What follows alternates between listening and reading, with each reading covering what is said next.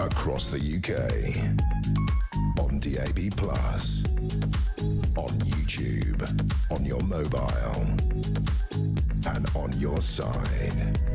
This is Talk.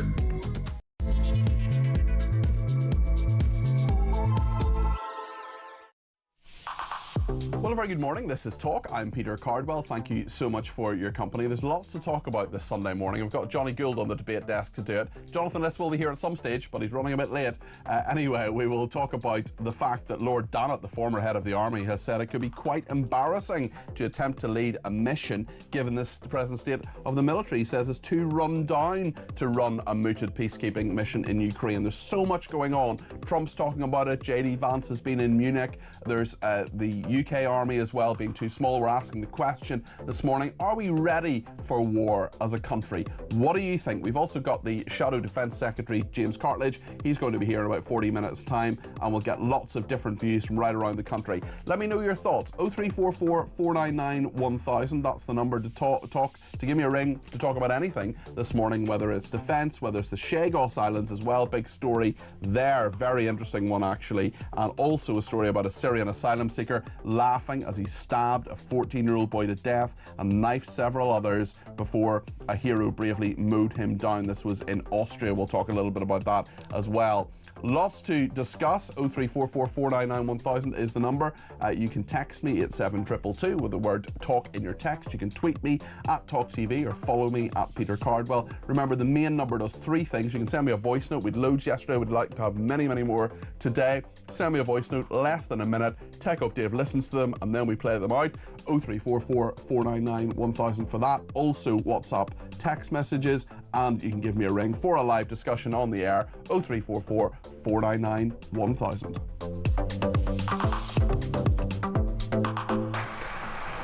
Well, Jonathan Reynolds is the Labour Minister out on the round this morning. He didn't have time to speak to us this morning, but he's been talking about defence spending and defence cuts and whether we are ready for war or whether we're ready to support Ukraine. This is what he said to Sky News a little bit earlier on. Well, I did say that we don't have to agree on everything, and I think that's one area where we would disagree. I speak as a Christian myself. No one is subject to any kind of enforcement from the state for praying in this country. The example he gave was about people being able to access healthcare, in this case abortions, free of intimidation or harassment. I think that's an important British value too. So I think we disagree in our interpretation of that issue. I'm sorry, that was actually talking about what JD Vance said, the Vice President. So this was an interesting row yesterday in regard to Munich and the Munich Security Conference. And JD Vance, the Vice President, we've been talking about this over the past couple of days. JD Vance was the Vice President who was talking about the man who was arrested for praying in an exclusion area around an abortion clinic. The whole debate really was about free speech, and of course there's no greater advocate of free speech than Johnny Gould, who is with me here on the debate desk. Hello, good morning, Peter. Sir. Good to see you. It's always good to see you, Peter. Great stuff. I suppose we can go back to Jonathan Reynolds in just a second in regard to what he said about defence, but on the matter of JD Vance, which is something a lot of people have been in touch with us about over the past couple of days. It was on Drive on Friday, it was on yesterday between 10 and 12:30, and really he's hit a nerve, hasn't he? He has. This whole new Trump administration say slightly outlandish things which they may or may not implement, but all the necessary stakeholders that are connected to those things he says the iron filings get shaked in the test tube. And they always react, don't they? That's right. I mean, we've seen this in the Middle East, and now we're seeing in Europe. The biggest nugget was that, we've got our problems in China, we've got our problems in the Middle East. You better sort out Ukraine and Russia yourself, Europe.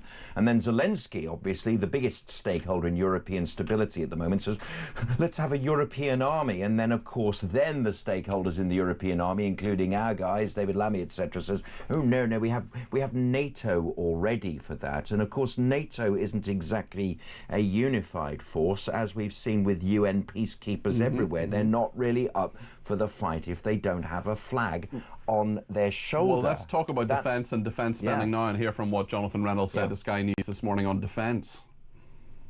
the whole cabinet, the whole government, I think most people in this country recognise the pressures the world is under, recognise more will have to be spent on defence. Now, the spending review will set out the roadmap towards that target. I would also point out... The Chancellor's going to be cool with us getting towards that 3% or 4% or 5% or whatever it is. The Chancellor knows more than most people the pressures on public services across the board, but defence has to be the cornerstone of our national prosperity as well as our security.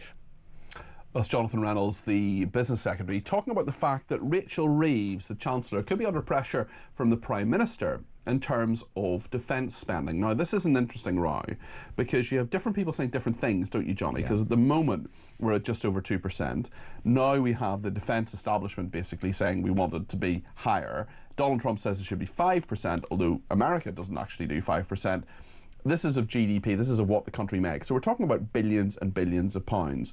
But the question we're asking this morning is whether people think our country, our army, is actually ready for war. It probably isn't, because Lord Dannatt, the former head of the General Staff, former head of the army, said, our military is so run down numerically and as far as capability and equipment is concerned, it would potentially be quite embarrassing. This is even if we had to have a peacekeeping mission in Ukraine, Johnny. Indeed, and he carries on. I mean, if we were to deploy 10,000 troops, each rotating for 6 months, that would effectively tie up 30 to 40,000 troops, and we just haven't got that number available. And Lord Dannatt and people like him, Colonel Richard Kemp, who was the forces commander in Afghanistan, he said the same thing, and they've said these things for a decade.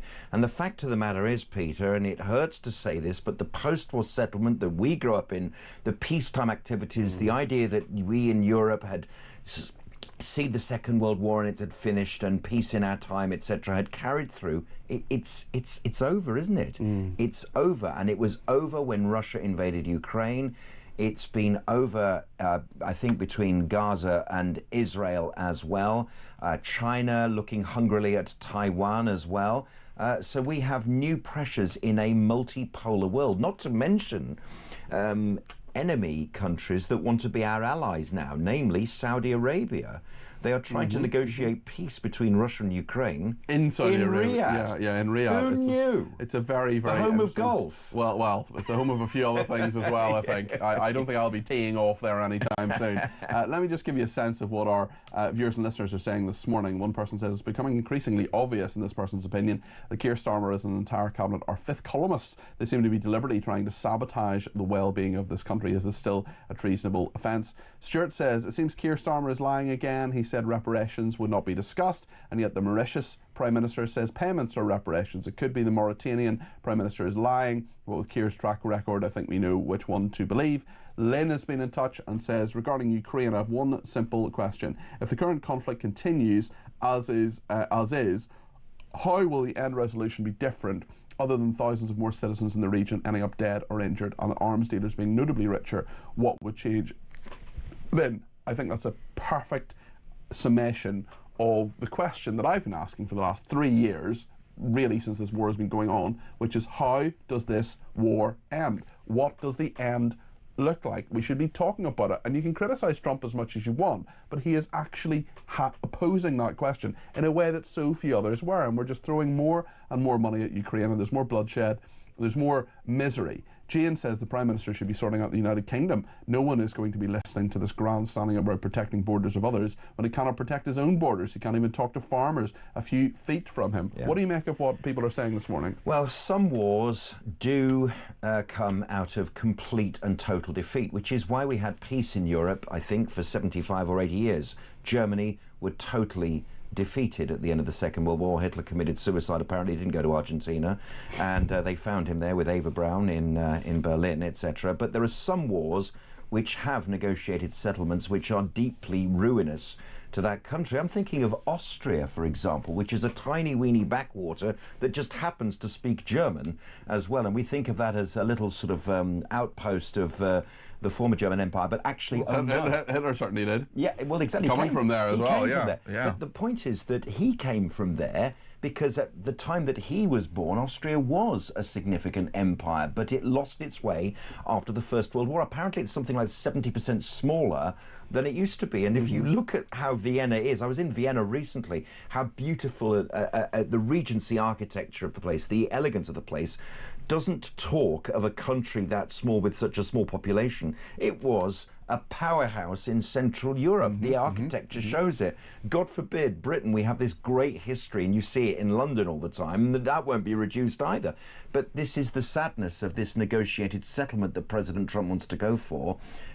In order for this to go through, and there hasn't been a total defeat of Ukraine at all, they've been hardy fighters, some of their land will be negotiated away from them. And that's a terrible, terrible spectre for us in Europe, because aggression wins. And we can't really deal with that. The only way we can deal with that is a strong NATO on the German border, on the Polish border, on the Estonian border, on the Finnish border. And Lord Dannett's right. We've got to spend more than 2.5% on our defence. Well, we're talking to a former NATO advisor later on. You'll get the benefit of that conversation. You'll also hear from the Shadow Defence Secretary. He's coming up in about half an hour's time. Just, Johnny, you referenced the Israel-Hamas conflict there, and it's interesting actually. We've had a number of hostages that have been released over the last few weeks. We've also had a very fragile peace. Keith Siegel is a really interesting person. I'd love to interview him at some stage when he's ready. I don't know if he is at the moment, but he was held for such a long time. His wife Aviva spoke to us very, very movingly, but he had a little video, a little interview that he put out, and I just want to play you a little bit of it now, just about 20 seconds of it now, and then we'll get Johnny's reaction. This is Keith Siegel, who spent nearly 500 days on Monday since the 7th of October, and this is Keith Siegel, who spent such a long time. Originally, his wife Aviva was there with him. She spent about 50-ish days in there. I've interviewed her previously, but this is what Keith said. I was held for 484 days in unimaginable conditions, and every single day felt like it could be my last. President Trump, you are the reason I am home alive. You are the reason I was reunited with my beloved wife, 4 children, and 5 grandchildren.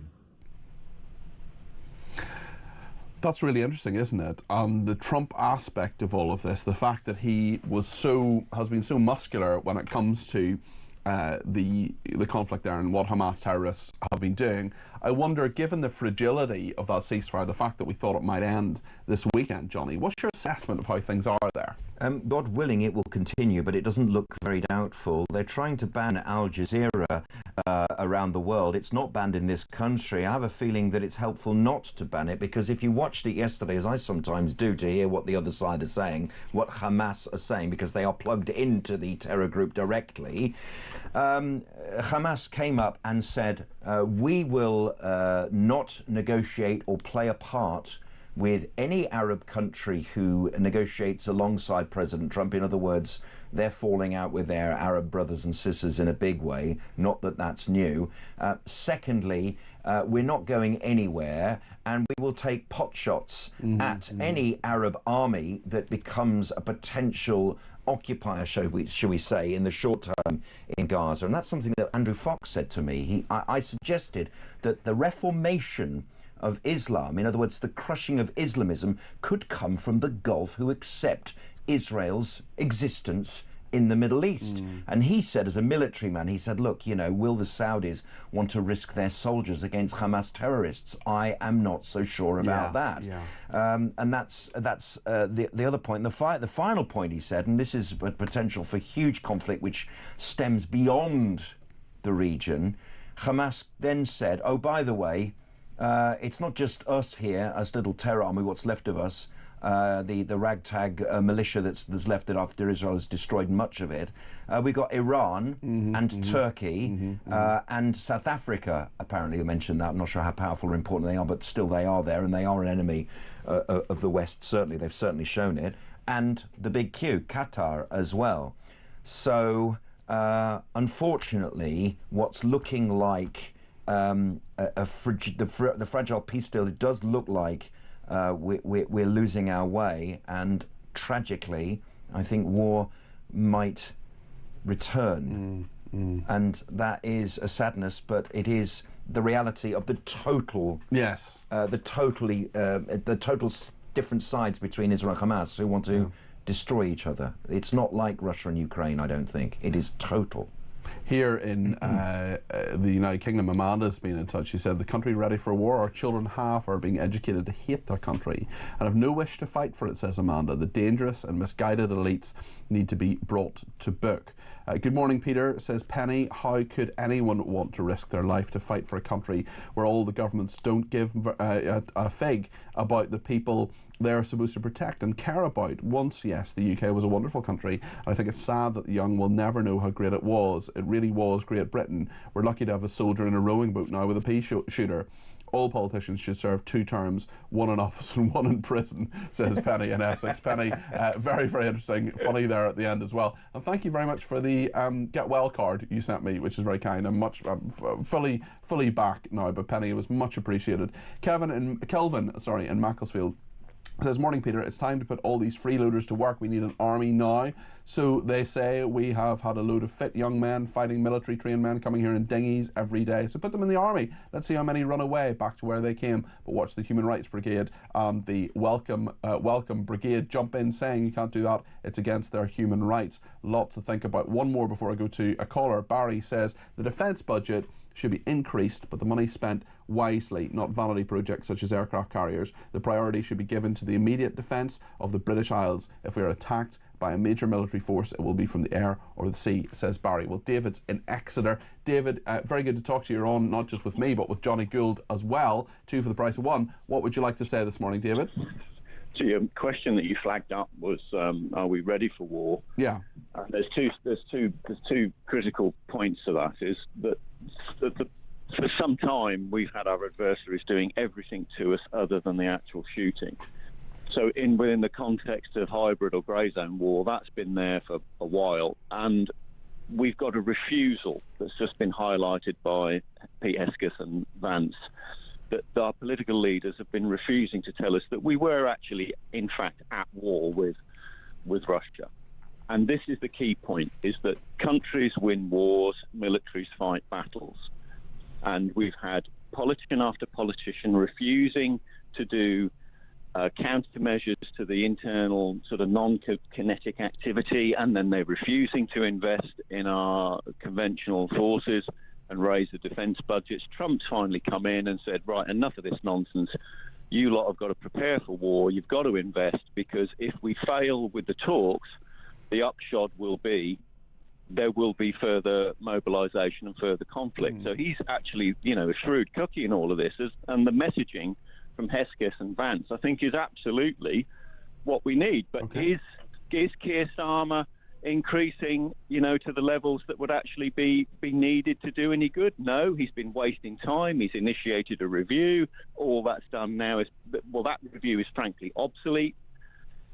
So I think it's a dire situation, but the first step is he's got to say to the British public, look, in fact, we are at war. But the biggest problem we've had is between the Tories and the Labour politicians. I don't know whether you've had James Cartledge on yet. We're going to have him on in about 20 minutes. But, David, just hold your horses just for a second. Just stay there. I want to get Johnny's thoughts on what you've said, and then I promise I'll come back to you. Johnny? Yeah, it's a reset. It's a complete reset. What happened in Munich, what J.D. Vance said, has blown the top off the European Union. It's this diplomacy and words and ideas are coming out so incredibly quickly. Every few hours something happens. Something new happens. When is diplomacy appeasement? Yeah. And it's crossing over into that time.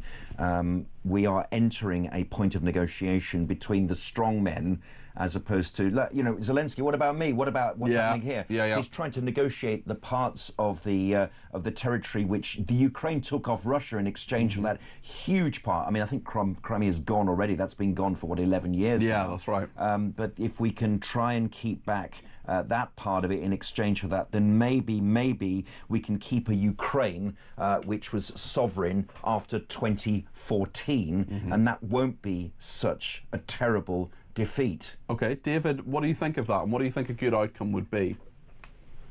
Well, what should have been happening at the point Ben Wallace put the N-laws in was we should have started rapid rearmament So you can look at it one way or the other. They've wasted all this time and not rearmed. We've had we're now in a tit-for-tat problem between Labour and Tory about, well, you did this, you did that. They're both to blame.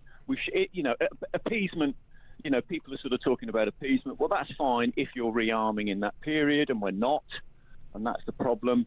But I think the salient points that Vance and Hesketh made, then the key bit now is what Zelensky's talking about, European defence forces. Well, you've got him saying that on one hand, so it's the wordsmithing now, and you've got Ursula von der Leyen calling for European Defence and Security Union. So the question is, who will muster, who will manage and control a unified European force that's capable of pushing back against Russia? That's the thing. Now, at the moment, and I think Air Marshal Ed Stringer was on LBC yesterday, and he's actually on the button with this, is that the only people capable of doing that, capable of running the command and control, are the Americans in Europe. Full stop.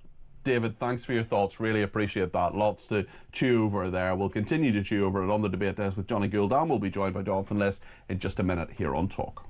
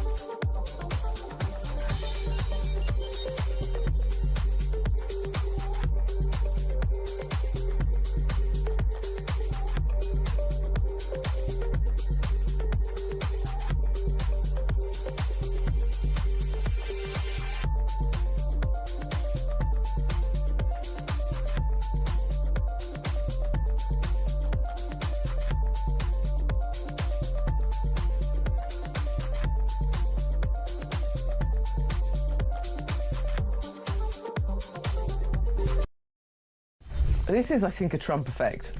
Yes, may well be. The fact that we're seeing D&I, what would we call them, policies being ditched at big companies, BT, Accenture, Amazon, and I think West Streeting is now looking at some of these things and saying, well, firstly, we need to get rid of this unbelievable waste. The trusts are overspending by $1.2 billion.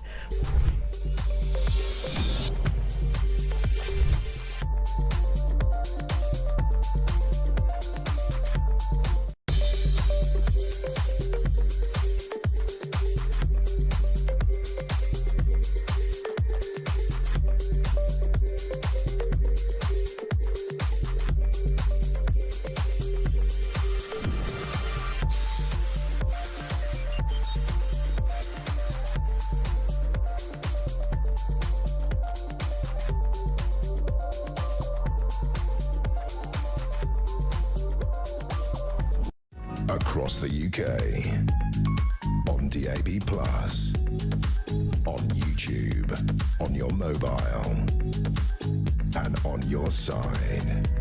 This is Talk.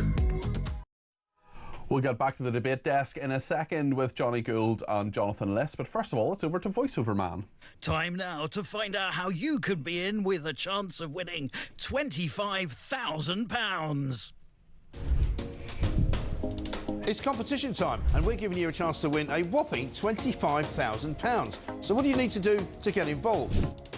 All you have to do is text the word prize to 83338, or you can enter by post. It's as simple as that. Once again, to get involved, just text the word prize to 83338, or you can enter by post. 18 plus, UK excluding NI. Enter by SMS for £2 plus one standard network charge by 11 p.m. on March the 3rd, 2025. Or send your name, email and contact number to £25,000 cash competition, PO Box 3190, Colchester CO2 8GP, to arrive by 5 p.m. on March the 6th, 2025. This is a News Broadcasting Network promotion. Full terms and conditions at talksport.com.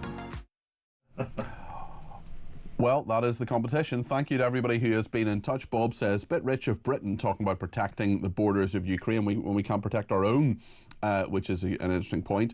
Another person says we have already lost cities in the UK, such as Birmingham.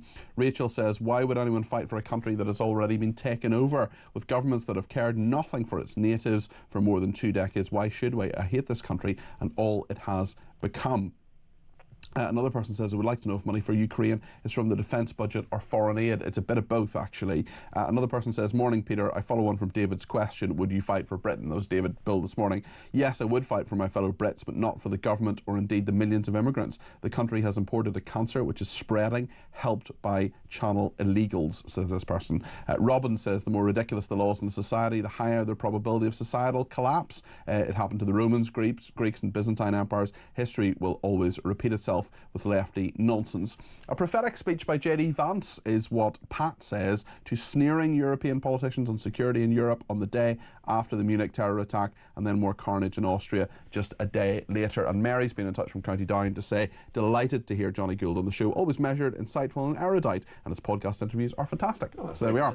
So Johnny is with us. Johnny Gould, of course, broadcaster. Jonathan Listed, political commentator, joins us now as well. We're talking about defence spending. We're talking about how much defence spending there should be, and also the fact that there is so much diplomacy, so many different ideas about what should happen with Ukraine. Jonathan, what do you think? Well, that's a very broad question. Yes. I mean, should I just go with Ukraine first? All right. Well, on Ukraine, first of all, just to state the obvious, Ukraine is a sovereign state, and we are not in the 19th century. This is not great power politics. No country, no leader has the right to carve up sovereign states between them or to other people without the consent of the people living in those states. That is a basic principle. It's as true now as it ever has been, even though many countries, ourselves included, have done precisely that over the centuries. It doesn't make it right, and it certainly doesn't make it right now. So Ukraine has to be involved in any decision that is reached, just as Europe has to be involved. The idea that Washington and Moscow can do this between themselves is completely ludicrous and preposterous, especially. And this is the clincher, and there was a really great Twitter thread this week by a woman called Ruth Diamond, who's an academic, which I thought really hit the nail on the head, because she talks about how Russia, and I remember hearing this a lot when I was in Moscow a few years ago on a delegation, talking to foreign policy experts, and Moscow has always believed in this idea of spheres of influence. So Russia gets to have its sphere of influence in the Caucasus, the Baltics, etc. The United States obviously traditionally had its sphere of influence, you know, in Europe, in South America, some of that sort of more nefarious than others. But the whole thing is that if Washington now believes it has a sphere of influence which allows it to sort of negotiate on behalf of the West in Ukraine, with or without Ukraine and Europe, then it can't also chop away all of its soft power at the same time. It can't declare economic war on its closest allies. It can't say that the US is no longer the primary guarantor of peace and security in Europe if it wants to have that sort of privileged position in Europe. It can't have its cake and eat it, as a former Prime Minister might once have said. Well, so, maybe Donald Trump thinks they can. It's interesting in regard to the negotiations as well, Jonathan. I mean, what role, if any, do you think Britain should have in this? We've had the Shadow Foreign Secretary, Dame Priti Patel. She said on the BBC this morning she's rejected suggestions the UK is not at the table for negotiations in Ukraine. I'm pretty sure it isn't.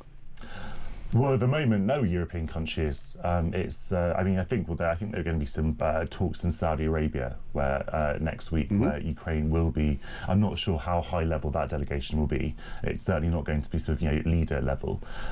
So we'll see who gets invited to that. I think there will be some European involvement there.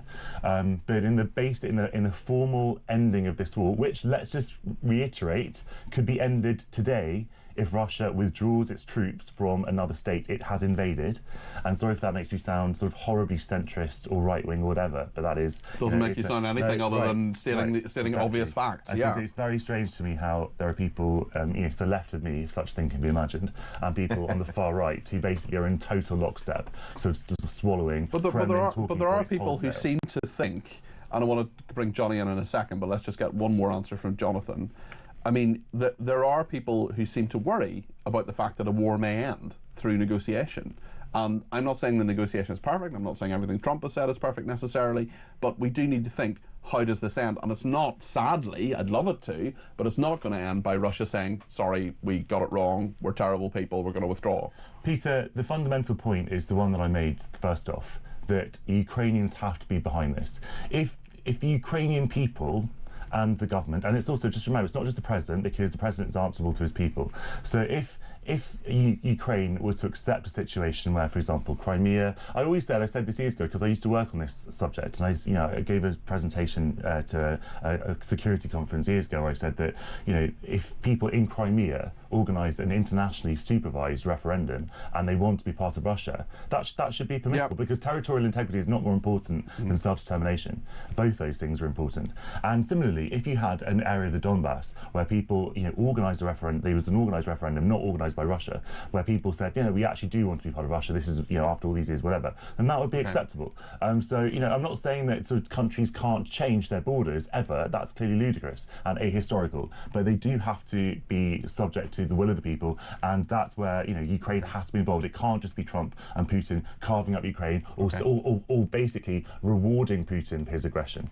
Johnny? Yes, or they will be enslaved by a foreign power. That's not how it should work. And what Zelensky has done in religious terms as well, it's amazing to see how important religion has played in this war so far. Now, of course, Ukraine and Russia, they share their religious values in Orthodox Christianity, except that a couple of years ago, Zelensky said, right, that Christmas that we all have together on January the 6th, well, no longer, it's going to be December the 25th, and he's sort of moving the Ukrainian culture away from the bad Russians, moving them towards a Western society, which the sort of bulk of the country is about. But I do agree with you. There has to be some kind of referendum, and if they really do want to become part of Russia, that's okay. I mean, occasionally you do get older people saying, "Yeah, I'd quite like to be part of Russia," which always amazes me. It's astonishing, but it's also part of the argument. Listen, we'll come back to the debate desk in a second. We're going to talk about this.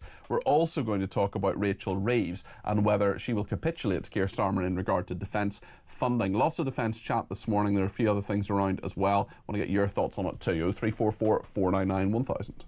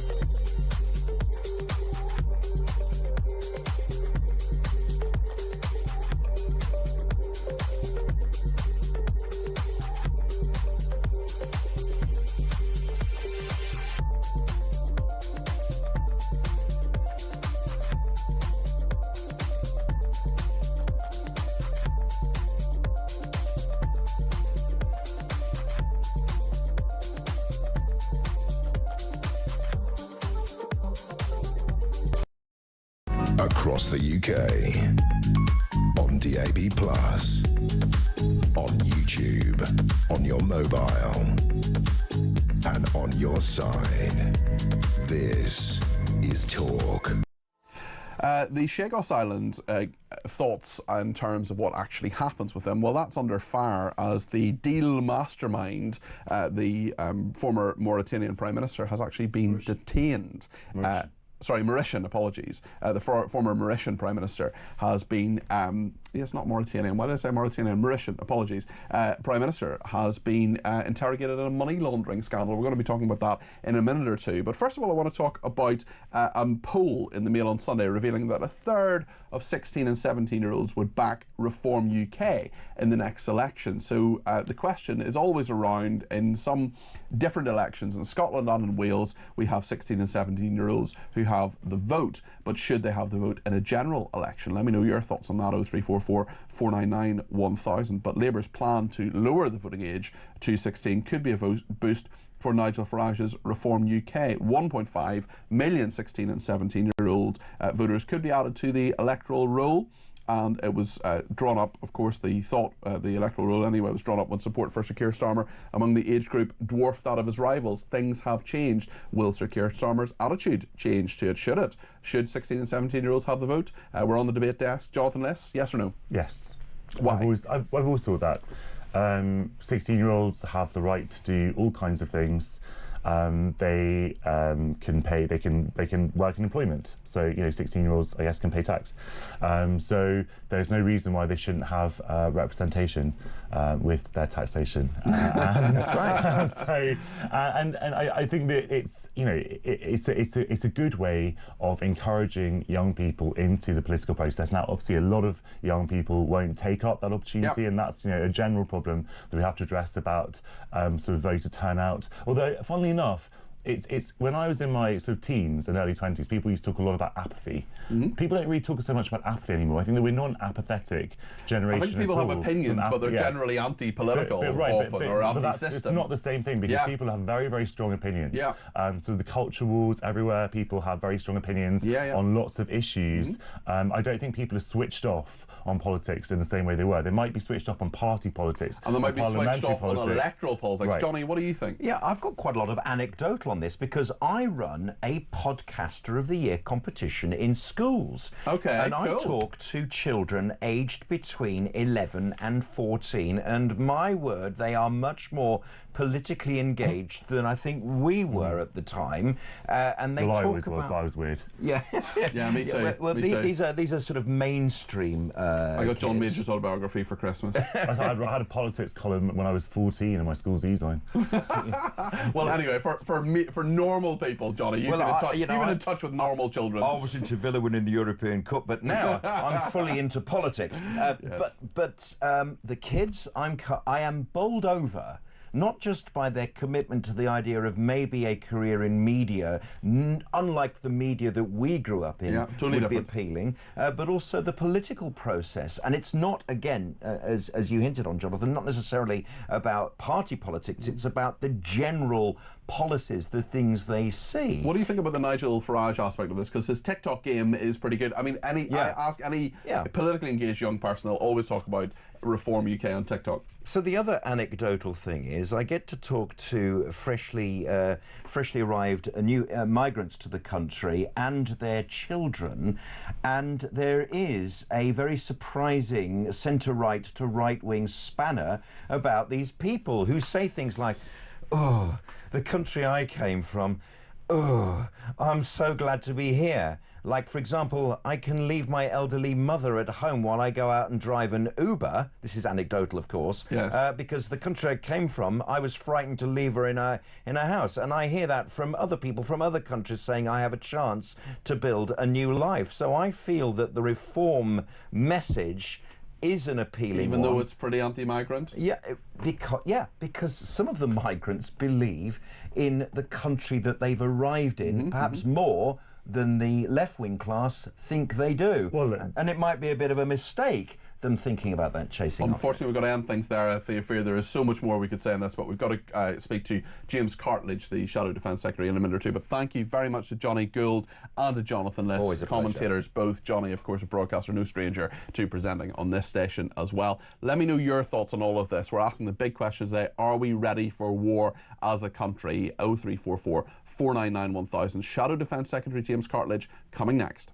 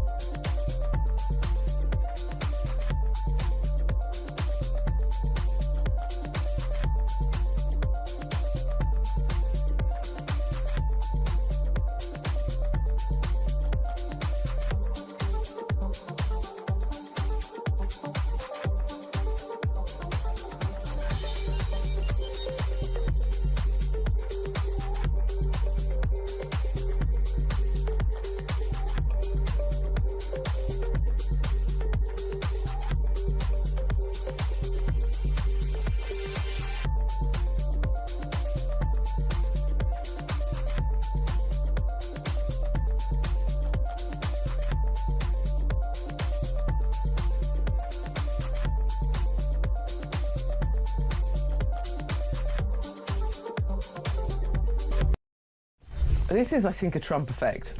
You know, or, yes, may well be. The fact that we're seeing D&I, what would we call them, policies being ditched at big companies, BT, Accenture, Amazon, and I think West Streeting is now looking at some of these things and saying, well, firstly, we need to get rid of this unbelievable waste. The trusts are overspending by 1.2 billion.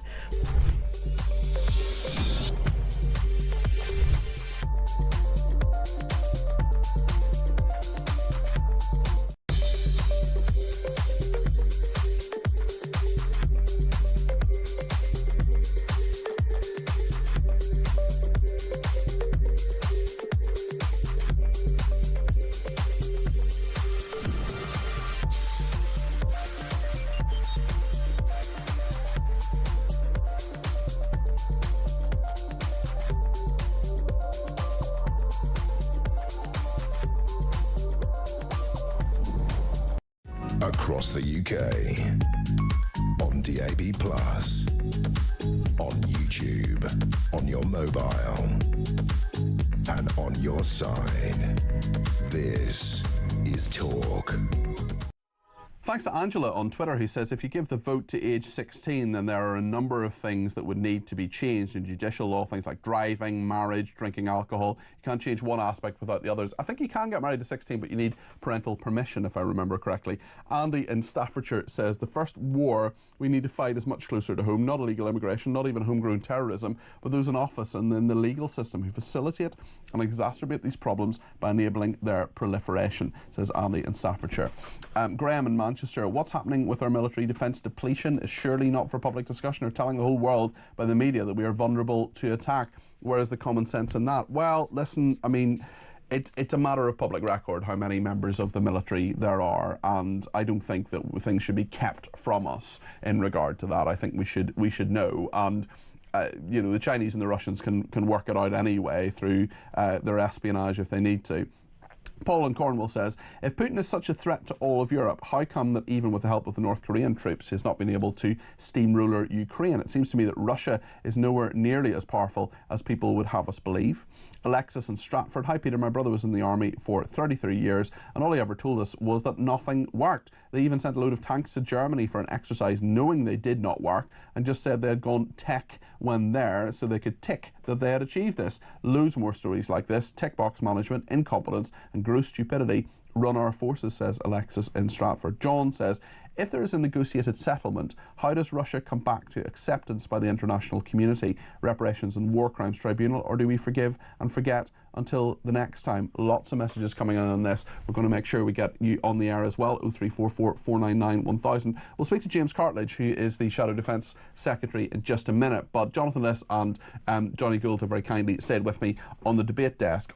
Of those messages, especially in regard to whether we are fit and ready for conflict, for a war, where do you think we are with this, Jonathan Liss?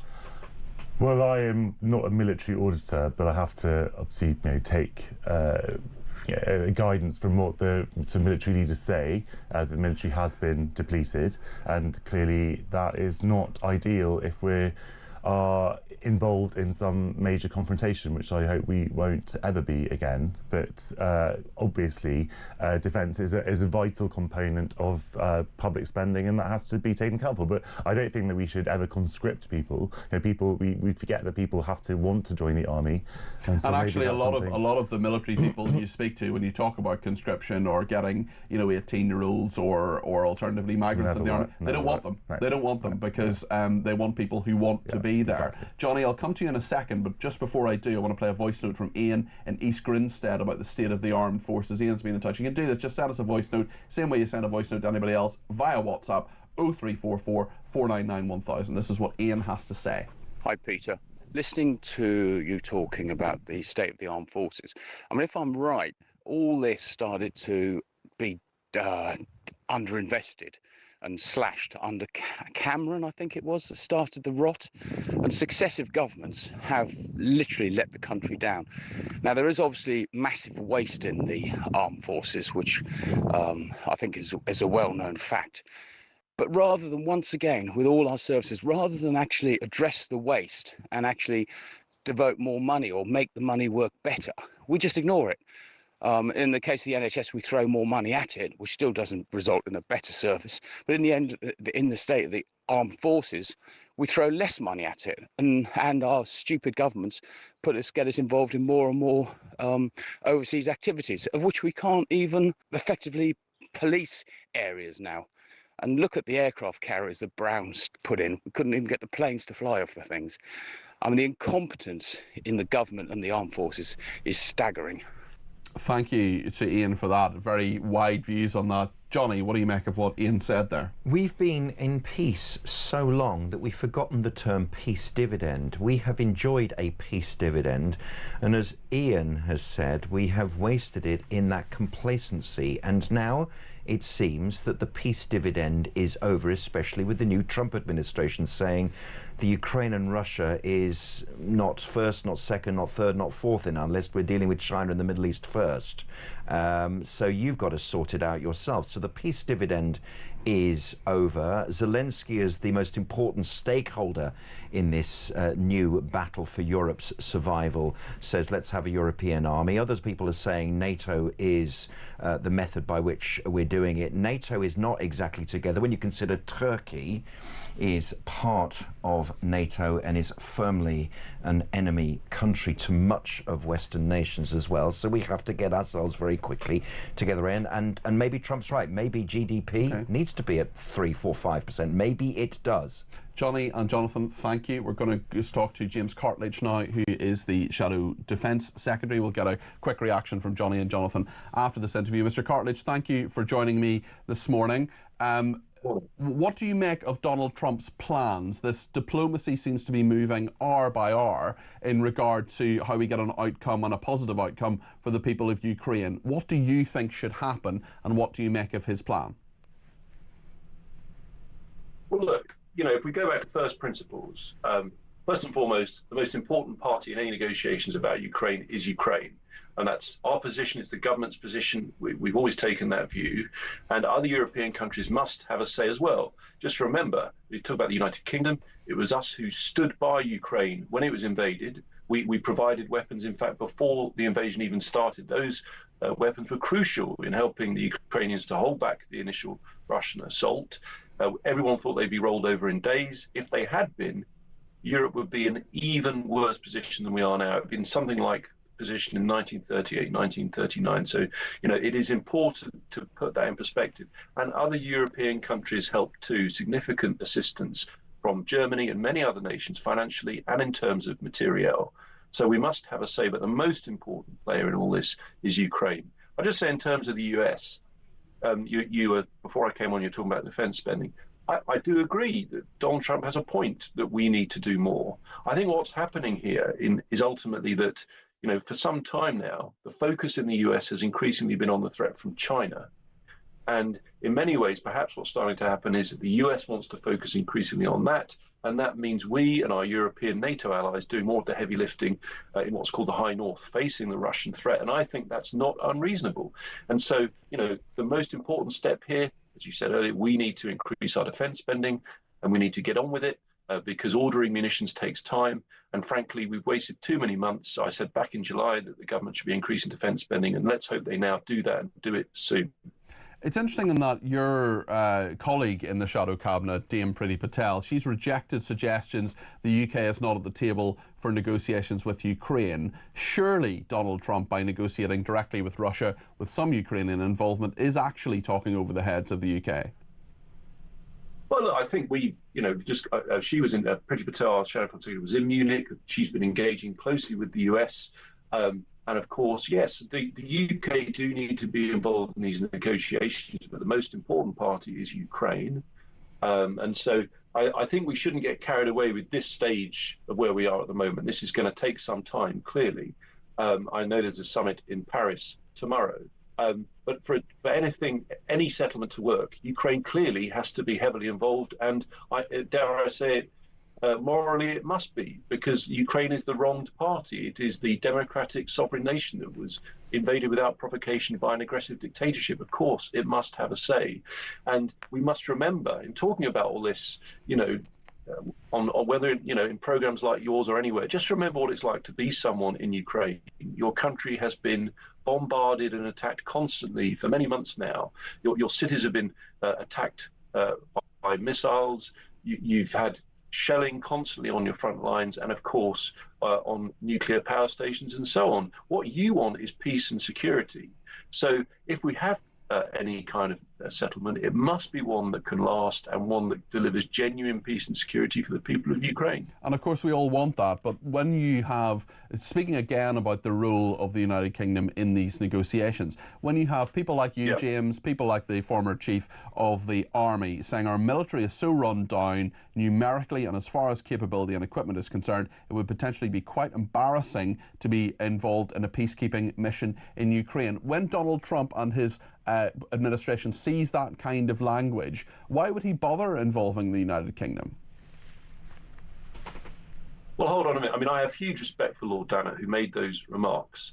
I said earlier about the help we've given to Ukraine. Inevitably, when you've given up your the mainstay of your artillery, which was the AS-90, to Ukraine, when you've given them your tanks, Storm Shadow missiles, and so many other munitions, and of course a vast amount that we've helped to procure internationally, of course that has an impact on the ability of your own armed forces. That's why back in July, immediately after the election, when I became Shadow Defence Secretary, I said to Labour, you've got to increase defence spending now.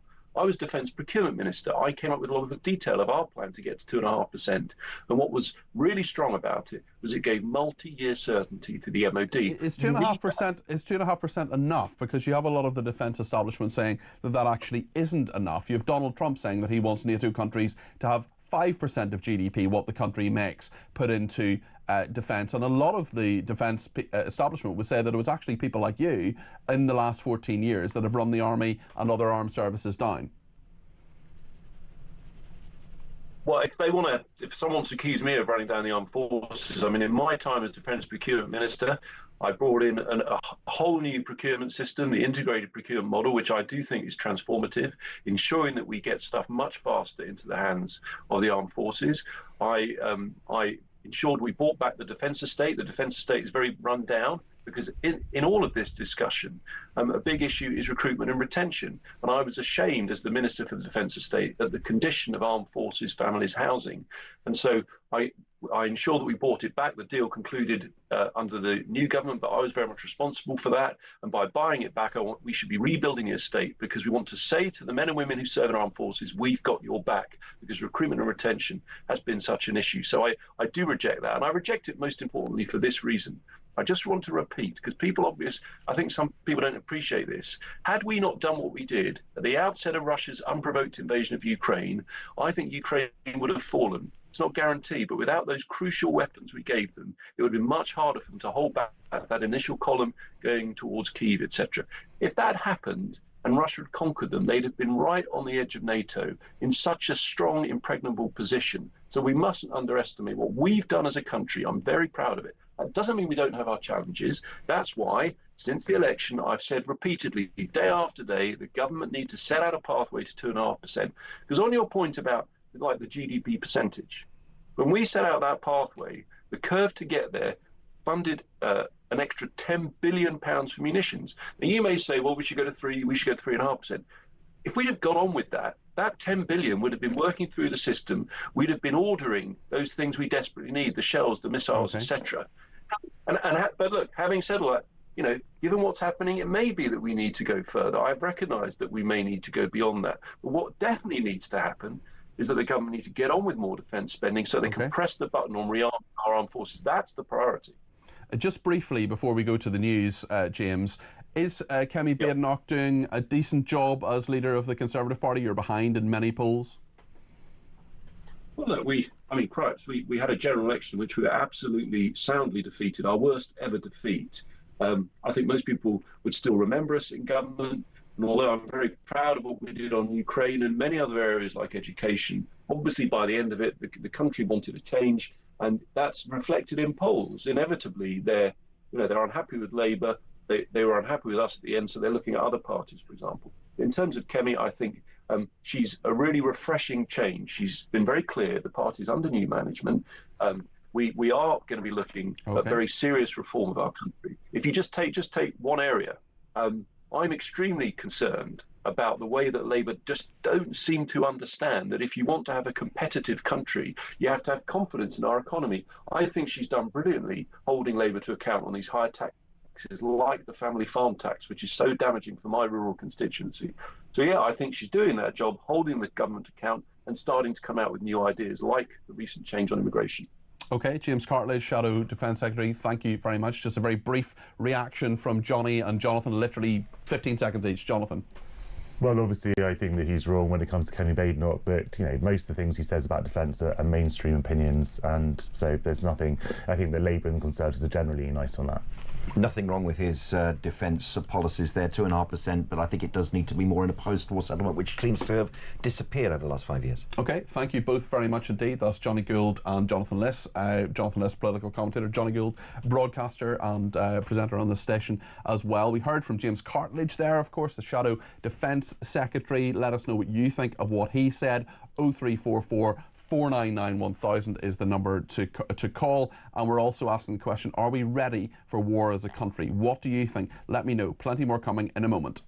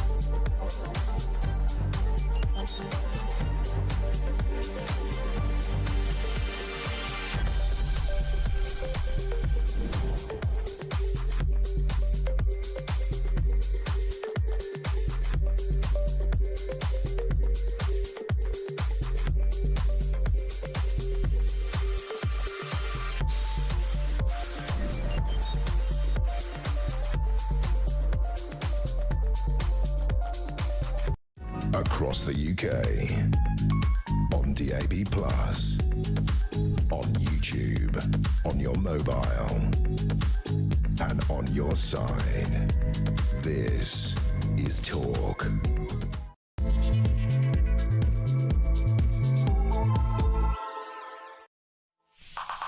Very good morning, this is Talk. Thank you so much for your company this Sunday morning. There's loads to talk about, not just today, but actually during the week when I'm going to be here on Drive between 4 and 7, Monday to Friday, filling in for Jeremy Kyle, who is on holiday, of course, with his kids. It's half term, but nonetheless, the news never stops, and I'll be here, as I say, on Drive between Monday and Friday this week. Lots to discuss today, though, because defence spending, whether we're ready for war, what Trump is saying, what JD Vance, the Vice President, is saying, and where we are with a deal on ending the war in Ukraine, which, let's face it, has to happen. Well, what should we do? Let us know what you think. 0344 499 1000. We're also talking about the Chagos Islands because the deal mastermind, the Mauritian Prime Minister, former Mauritian Prime Minister, has been, well, there's a money laundering probe about him, and we will get all the detail on that in a second from a woman who is part of the Friends of the British Overseas Territories. Also, the fate of Chagosians who've arrived in this country and have been treated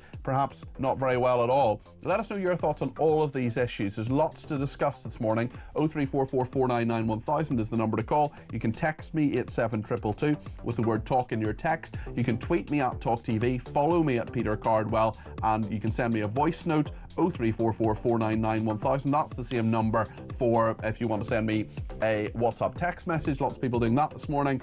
And you can give me a ring for a discussion on the air. We'll take as many calls as we can between now and 1 o'clock. 0344 499 1000. Sean in Gloucester's been in touch about whether the UK is worth fighting for. Well, I'm very patriotic, says Sean, but currently I'd say no. We can apply the saying go woke, go broke to the country, resulting in no pride for what we've become. The successive governments have taken us in a direction that none of us wanted, and it has reached the critical turning point. Enough of the traditional parties. We need to have something new. Step forward, Mr. Farage, and reform UK, says Sean. Leslie's been in touch and said, I find it very hard to believe Keir Starmer, as a prominent public prosecutor, is a liar. He didn't just realise the magnitude of the biggest job in the land. I predicted this at a pre-election focus group. Penny in Essex says, good morning, Peter. The only time you can be assured that a politician is telling the truth is when he calls another politician a liar. And Brittany from the United States says, good morning, Peter. Great show as always. I don't agree with Johnny Gould. JD Vance didn't say anything outlandish. I saw his speech. All he said was the truth. Well, all he spoke was the truth, whether people were ready to hear it or not. In my opinion, my Vice President was right to arrest someone for stupid crimes such as praying in their mind silently over a child that he and his girlfriend give up to abortion. Everyone grieves differently. Again, just my opinion. Great show, Peter. Well, keep your opinions coming in, and no doubt you will have things to say on the Chagos Islands, because this is an interesting one. The deal for the Chagos Islands, we know that it could cost us up to £18 billion, although those figures are a little bit disputed as well. It's been plunged into fresh controversy. There's a story in the Telegraph today after the Mauritian Prime Minister, who masterminded the deal, has been interrogated in a money laundering scandal. This is Pravin Jugnauth, and members of his family were hauled into the offices of the Mauritian Financial Crimes Commission for questioning yesterday after a 3-hour search of his home. They'd raided premises of a close associate of the former Prime Minister, where they said they found suitcases stuffed with tens of thousands in cash in more than a dozen currencies, Rolex, Cartier watches and UK visas. The associate denied the items were his. And Chris Philp, who is the Shadow Home Secretary, has said the fact that the architect of the appalling Chagos deal has now been interrogated in a money laundering probe puts a huge question mark over the future of the proposals. It raises the red flag that any money paid to Britain by Mauritius may end up being misappropriated for personal gain. Well, let's ask someone who knows about this and also find out what's happening to some of the Chagosians who are coming to this country. Vanessa Kalu is a Chagosian lead at Friends of the British Overseas Territories. Vanessa, thank you for joining me this morning. First of all, your reaction to what Pravin Jugnauth has been allegedly involved with. I'm sure he would deny any wrongdoing, but we do know that there has been a big search of his home and questioning by the authorities. Yes, good morning, everyone. And we repeatedly saying to the government that this country, Mauritius country, with the government, they are corrupt and we don't trust them. As you can see in previous time, UK been giving Mauritius a lot of money for Sagosian people support, and Sagosian is still living in despair and they are not trustworthy. So why they continue to try to give away our island, a British overseas island, to Mauritius? 99.9 Sagosian, they want to remain British and they want self-determination and they don't want Mauritius to be involved with any deal, any negotiation. They need to keep our island as it is, as British, and then negotiate support for Sagosian who are coming, pleading Mauritius, because there's a code penal of 10 years imprisonment because we have freedom, what we want to be in the future, and we don't want Mauritius to get involved. We want to remain British. That's why they're pleading Mauritius. Okay, I want you to tell me a little bit about some of the Sagosians who have come to the United Kingdom, because you're involved with this as well, and the treatment that they have had here, which is so substandard. Just tell us a little bit about this. Since 2022, that we've been, all the descendants have the nationality as British citizen and British overseas territory. They are, in 2021, the Prime Minister, Jack Nutt,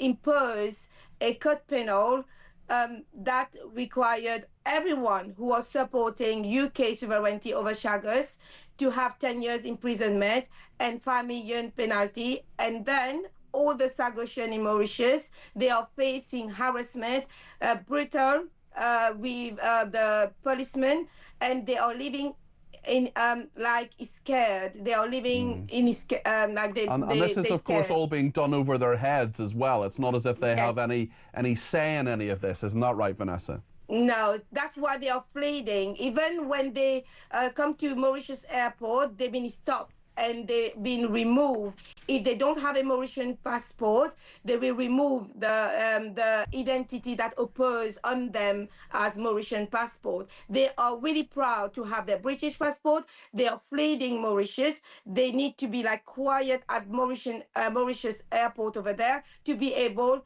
to get in England. So when they arrive in England, we have just one organization who are helping us. The Travel Care is helping us to liaise with the local government. Unfortunately, the local government is not assisting the Sagosian, not most of them, because... So hold on, let me just get this straight, Vanessa. There are Sagosians who have been living in Mauritius. They've come to the UK essentially because they don't feel welcome in Mauritius anymore. They've come to the UK and they're not receiving support from local government in a way that they should, because they are, of course, still British citizens. Yes, because they are pleading, like you see some people illegally come to the UK, they have all their support, they have hotel, they have compensation, as you can know, Sri Lanka who seek asylum seekers in Chagos Island. They arrive in UK, they've been put in hotels straight away, having compensation, having all of well treated, but British citizens who fled Mauritius, they don't get any support. So what are they doing? Where are they living, Vanessa, these people who've come to this country? They are living outside Hillington Council, and then we told them to go back to the airport because of the freezing cold, and they can't bear, because we have 78 years old people, 18 years old children with them. And how long have they been here, Vanessa? Since 11th of February, since Tuesday. Okay, and they're really not getting the support they need. No, they are still in Heathrow Airport at the moment, and we are waiting for Stringlink to get in contact to send someone. Since Tuesday, 11th of February, we didn't have this contact, and Hillington Council didn't give us further help or further organization where we can go for British citizens to get help. Well, Vanessa, So I think we need to talk more about that, and I'd like to talk to someone affected by that, and we're going to be in touch behind the scenes about that, because that is a developing story I think we need to cover in more depth. But for the moment, thank you, Vanessa. It's Vanessa Kalu there, who's the Chagosian lead of the Friends of the British Overseas Territories. They're British people who are people who have British citizenship who are being treated appallingly, and that is something I think we need to look into a bit more. I'm on drive between now and Friday, and we're going to do that. I'm going to talk to the producers after the programme about that. Alan in Swansea has been in touch with a voice note on the interview I had with James Cartledge there, the Shadow Defence Secretary. Yeah, regarding that clown, I just know that Shadow Defence Secretary, whatever he is, about procurement. I was in the army for 10 years, back in the 80s, the Cold War. We had to buy our own kit from camping shops because the army equipment was absolute garbage. They wasted millions on stuff the army don't need. This new weapon, we had a lot of rubbish. We stuck with the old one or get American weapons. And as for Russia invading Ukraine yet again, absolute nonsense. Russia are on our doorstep in Finland, Sweden and Norway, so they're on the doorstep of NATO anyway. Putin's not going to invade Ukraine. He just wanted the Donbass, the Donetsk. I'm sick of telling these people. The sooner you have peace, the better. Putin's not mad. NATO would wipe him out in a day. He knows that. So all this saber rattling and millions and going to Ukraine, absolutely enough is enough. Thank you for your thoughts there, Alan. Let's get some more from Paul in Northamptonshire. Paul, I understand it's the first time you've given us a call? Yes, hello, Peter. Hi, yeah. Well, you're very welcome.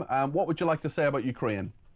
Well, you had a guy on earlier. I'm sorry if I've got his name wrong. I think he's Jonathan. Yeah, Jonathan Liss, yeah. Yeah, he was saying that if Ukraine does have to give up any territory to Russia, then the people of Ukraine should have a say in it.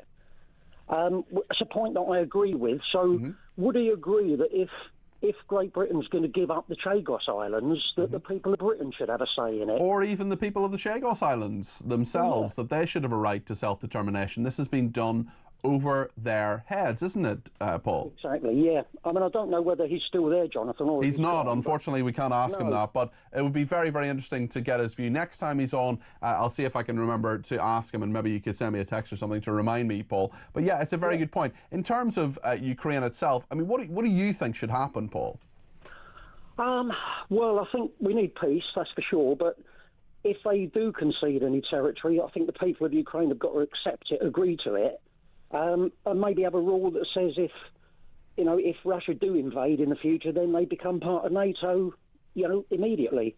Okay, yeah. I mean, I think that's a very fair analysis. Paul, thanks for your call, first one, but don't make it your last. You're welcome anytime. Give us a ring, and I love having new callers. I love having people who ring every now and again. I love having people who ring every week. That's fine. I love talking to callers, and the number, as you know, is 0344 499 1000. We have guests in this programme, we have panellists, with people on the debate desk, all those sorts of people. But the people I enjoy talking to the most are you at home. So pick up the phone, give me your thoughts, and or send me a voice note 0344 499 1000. David's been in touch on WhatsApp messages. Good morning, Peter. Our Prime Minister is so against us. He's ruining our once great country. We can only fight the battle here. Revolutionary action may be needed. We can't fight someone else's war.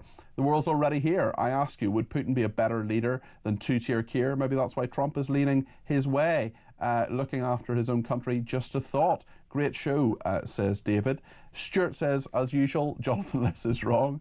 As long as the United States is bankrolling Zelensky's war, then Washington has every right to negotiate a peace deal. If Zelensky isn't happy, then he can fight on without US support. Oh, I don't know if I agree with you, Stuart. I think look, the Ukraine has to have some view on this, has to have its views represented, but I think I personally do disagree with actually is Priti Patel, the Shadow Foreign Secretary, who says, oh yeah, Britain has a seat at the table. Well, it quite literally doesn't. Chris in St Albans says, I respect Jonathan's views to a degree, but him saying that Trump can do this or can't do that Trump does what he likes, and if he thinks it's in his country's interest, says Chris. Thank you for that. John in Norwich, Trump is merely setting the table. Nothing has been negotiated yet. The first thing is to get all the parties to that table. Donald Trump's negotiation concerning the Russia-Ukraine conflict involved the United States, Russia, Ukraine. Additionally, there is mention of Europe, the European Union, NATO, countries being involved or insisting on involvement, although not explicitly confirmed as direct participants in the negotiation led by Trump.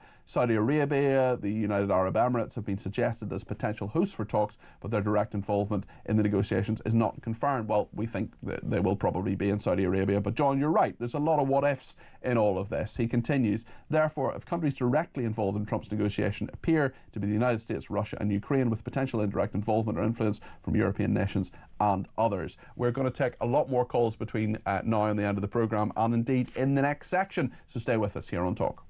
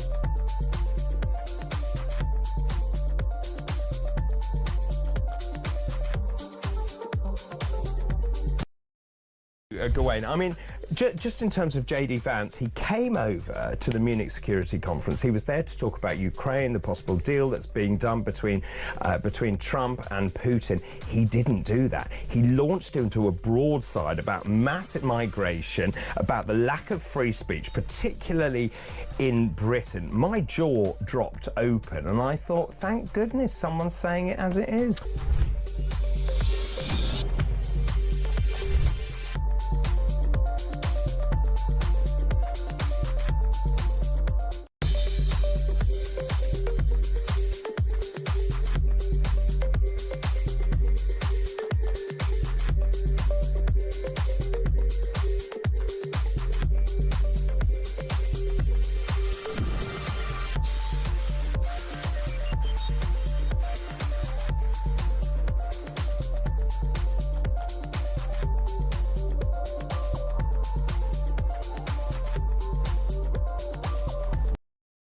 Across the UK, on DAB+, on YouTube, on your mobile, and on your side. This is Talk.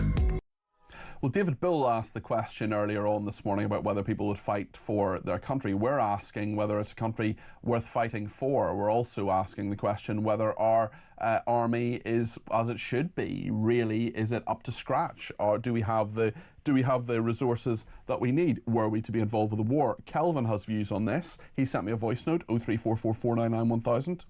Why would anybody want to fight for this country? We've become the migrants in his own country. They don't look after us. They prefer the migrants.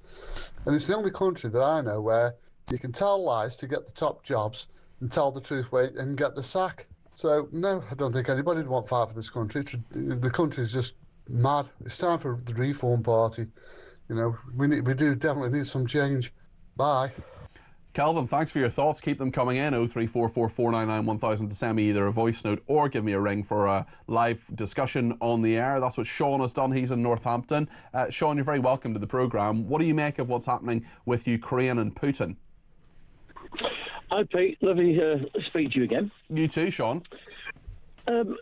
Basically, I'm very dismayed that what's really being said now is that we're all kowtowing yet again to Putin, and everyone is trying to make it so he can kind of really get what he wants and then get this peace deal through.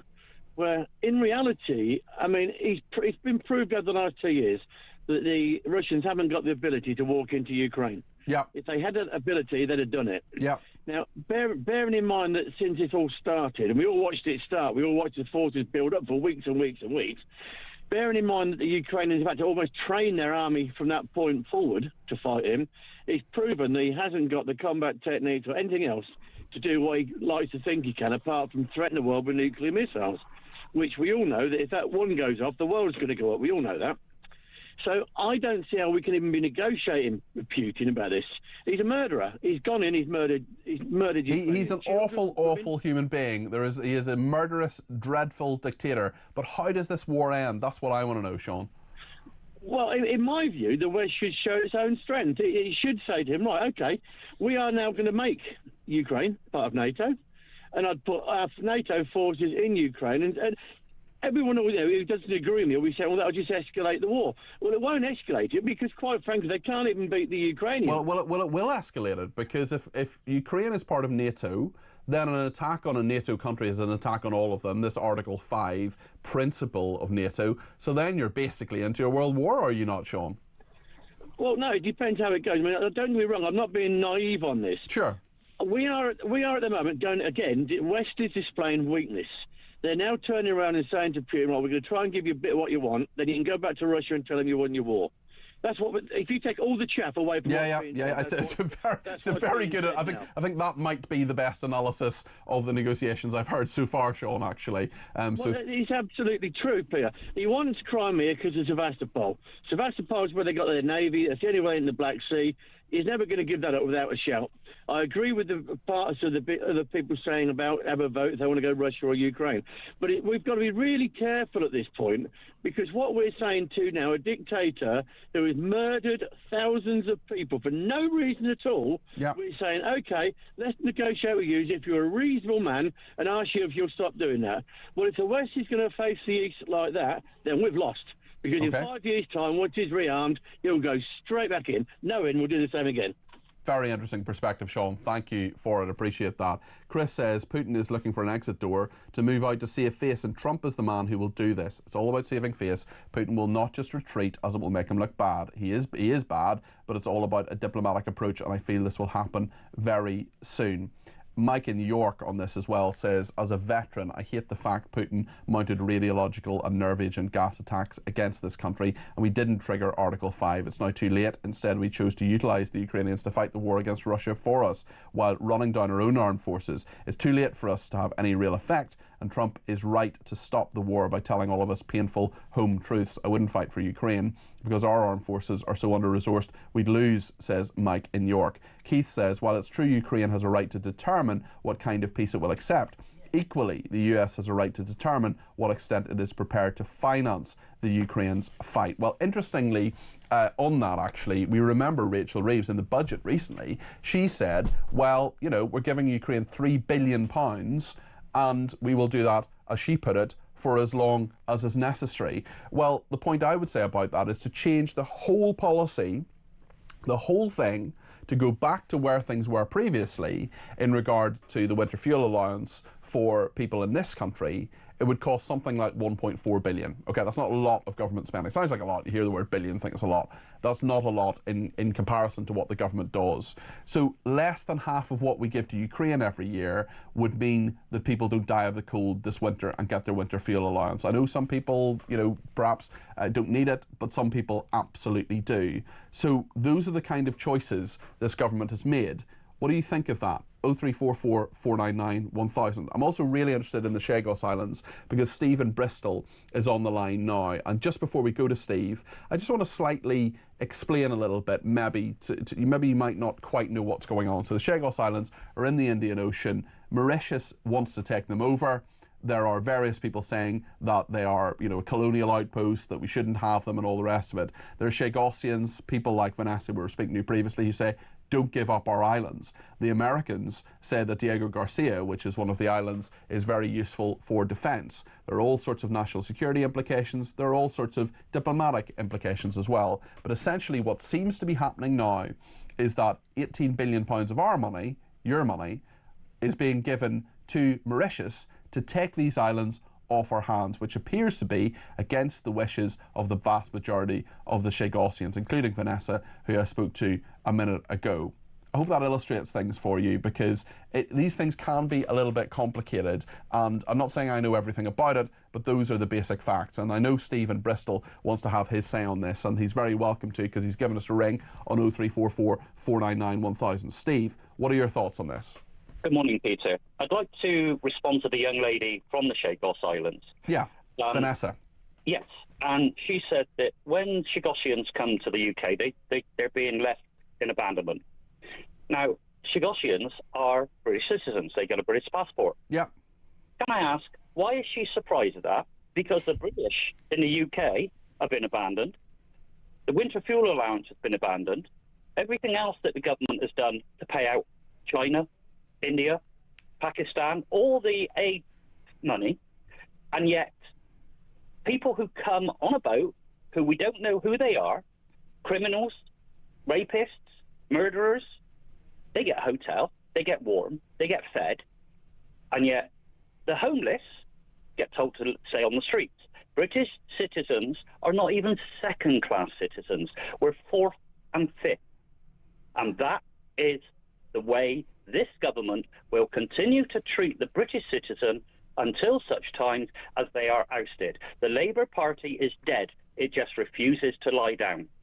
What do you think it says, Steve, when we have Chagosians at Heathrow Airport who are saying, you're giving away our homeland, we have now come to the UK because we can, we have the right to do that, and you're not giving us any help, but those people who are coming illegally, well, you're putting them in hotels, you're giving them 3 meals a day, they're nice and warm.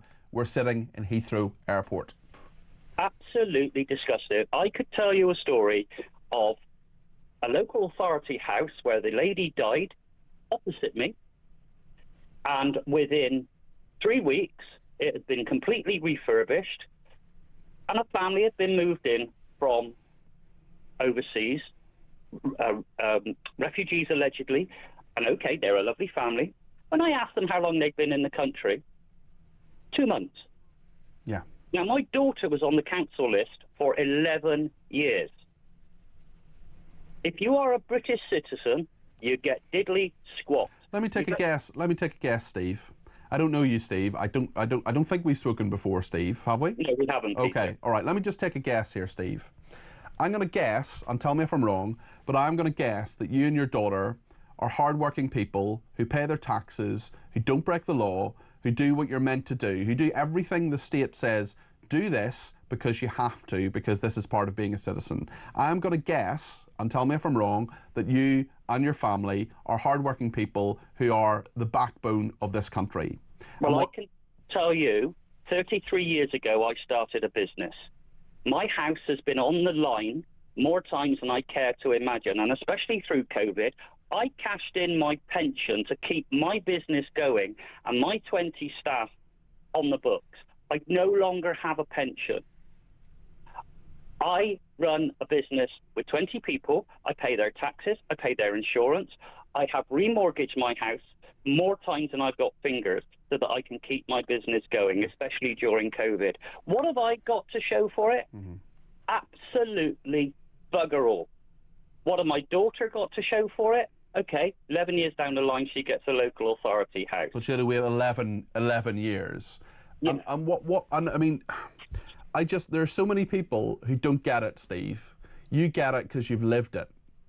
You get it because you're seeing it. You've seen it across the road from you. You don't hate those people. You don't think they're dreadful people. You don't think they're awful people. You know, they've been given a home, but they've been given a home very, very quickly. And I think this just illustrates in a very straightforward, easy to understand way how people in this country who've, you know, got a business, you're employing 20 people's end of the month salary, making sure that they can pay taxes, making sure that they can pay their mortgage, making sure that they can contribute to the economy. That's down to you because you're the head of the business. And I wonder, when you think about the government, when you think about the system, Steve, what's it done for you? Overall. Yeah. Now, in April, when the national insurance rates go up, I've got to look at, do I stagnate or do I make a redundancy or two? Yeah. I don't know yet because I haven't sat down with my accountant and had that discussion. But any business that stagnates goes backwards and eventually fails. I remember someone saying that businesses are like trees. They're either growing or dying. Exactly. Steve? And that's it. You've got to stay on top of it. But we are being taxed beyond that. You know, I can go to everything I do. I pay tax on petrol, on the staff have vehicles. I pay tax on their wages. I pay tax on their clothes that we buy them, their PPE. I pay tax on that. And then I get taxed twice as an employee and at the end of the year. Rachel Reeves says she's all about growth, Steve. She wants to grow the economy and she wants small business people like you who employ 20 people. You're going to do it for her. Yeah, she doesn't know what growth is, and I stand by what I'm about to say. She's a liar. She forged her CV, and there's a possibility of an alleged fraud, I say alleged, with her expenses. Come clean. Tell me I'm wrong. But if I forge my VAT or my VAT, I'm in court. I'm in prison. Yeah. Steve, you made some really, really good points, and I think you've just illustrated to so many people, because it needs to be illustrated. It needs to be illustrated every single day, the unfairness at the heart of a lot of this. Really good call from Steve. Really appreciate you giving me a ring on 0344 499 1000. We're going to talk in just a second to one of my favourite guests, Professor Gwithian Prince. He's a former NATO advisor. He's also a member of the Chief of Defence Staff's Strategy Advisory Panel. If anyone knows what's going to happen with Ukraine, it's him. Keep your calls, texts and tweets coming in. The main number, of course, is 0344 499 1000.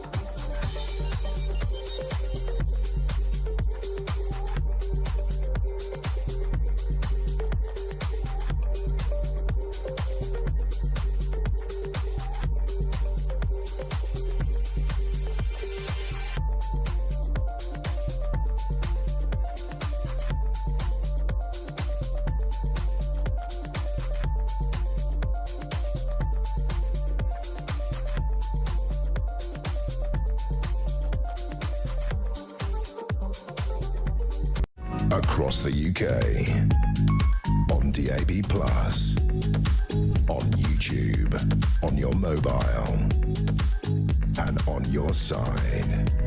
This is Talk. Karen has been in touch about whether she would fight for this country. This is what Karen has to say. Yes, hi Peter. Who would fight for this country now? We're being treated as second-class citizens in our own country. When you have illegal migrants being put up in hotels, poster beds, you know, four-star hotels, they get given money, given funds, let them fight for this country, because that's what they brought them in for, is for votes. So if they want the votes, then they need to send them out to war, don't they? So they get even more votes. I mean, this is just getting tiresome. I wouldn't fight for this country anymore, because the way we're being treated as British citizens. In fact, if ever America opens their doors, I'm going. But Karen, I suppose the question I would ask you, first of all, I totally get where you're coming from, totally get that. But Karen, the question I suppose I would ask back is, would you trust asylum seekers, people who perhaps don't believe in this country, people who aren't from here, to fight for us? Because I often, you know, we have the debate every now and again about whether we should get people who are waiting to be processed, asylum seekers, for example, to help in the care system.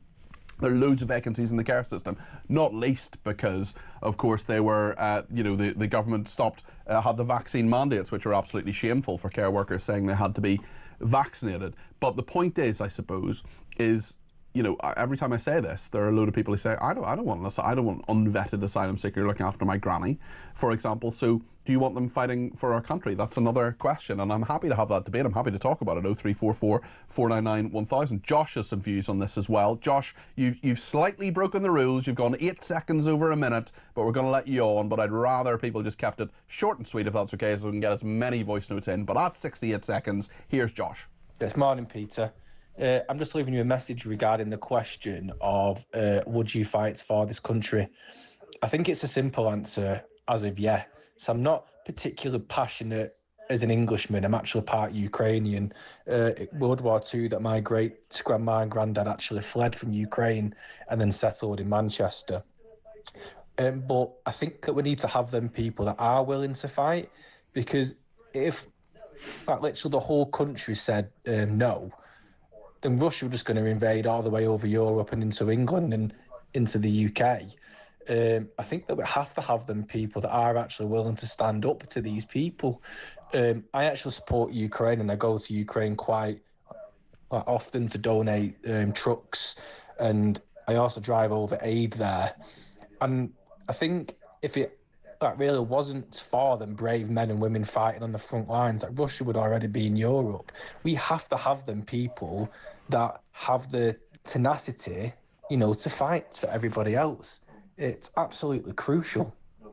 Very, very interesting thoughts there from Josh, and really interesting. You have skin in the game. The one tiny little points I would make: one, try to keep it to less than a minute, and also switch me on mute in the background if you're recording a voice note. It's always good to hear my voice, but I want to hear your voice more. I'm not so much of an egomaniac. Tech Up Davis laughing at that I don't want to hear my voice all the time. Anyway, one voice I do want to hear is Professor Gwithian Prince, who is former NATO advisor, and he's a member of the Chief of Defence Staff's Strategy Advisory Panel. Gwithian, great to have you back on the show. Goodness me, what on earth has been happening in the last couple of days? So many different ways in which diplomacy, it's not quite shuttle diplomacy, it's sort of asteroid diplomacy. There's so many different things happening in regard to Ukraine. I want to talk to you actually about Russia, about Israel in a second, because you've written a very interesting article about that. But for the first question, I just want to ask you what your thoughts are on this Trump deal, proposal, idea for negotiations. Where are we? Where does it go? Well, good morning, Peter, and good morning, everyone. Peter, just a small correction. I was a member of the Chief of the Defence Staff. Okay, happy to correct that. No, hang on. Not because I left, but because it left. We met, and then suddenly Mr. Cameron decided that he didn't really want Chiefs of the Defence Staff to have separate strategic advice, so we stopped meeting. Well, I would be very happy for you to advise the Chief of Defence Staff and believe you should be continuing to do so. I talk to all sorts of people. And the other thing, if I may, I just would like to add my voice to the brave man who you were just talking to. We all have skin in the game. My father escaped to this country on the last fishing boat to get across the North Sea in May 1940. He knew who he was going to fight for. He helped set up the Dutch resistance before he left, by the way. Yes. And then he came over here, and he was part of the intelligence planning for D-Day. That great generation didn't have this sort of debate, not a heartbeat. Anyway, to turn to your question to me. Okay, well, I think that you want to deal with Ukraine first. Is that right? Yeah. What are your thoughts on the Trump suggestions? Certainly. Well, there are two things to say. First, there is no plan. The media has gone. I don't know quite what has happened to the mainstream media, but since the speech by the Vice President J.D. Vance at the Munich Security Conference yesterday, it seems to me to have taken some sort of leave of its equilibrium, at least, if not senses. They couldn't believe their ears to hear such a criticism from an American administration. And therefore, they've lost the larger picture. Now, you talked about asteroids. I've just published yesterday in The Spectator Online a piece which has gone somewhat viral, actually, Peter, which uses a different image to explain what Mr. Trump and his administration are doing. And it's the whole administration. It's a grave mistake to think that because Mr. Trump speaks in this rather, folksy way, which goes down extremely well with people in Flyover America, but which Europeans find a bit crude, that somehow there is no method behind what is going on. He is like the captain of an icebreaker that is locked in the ice, and on 20th of January he took over command on the bridge, and his task is to break this icebreaker out of the ice. And the way you do that is by dynamiting the ice flows, and that is what they have been doing continuously.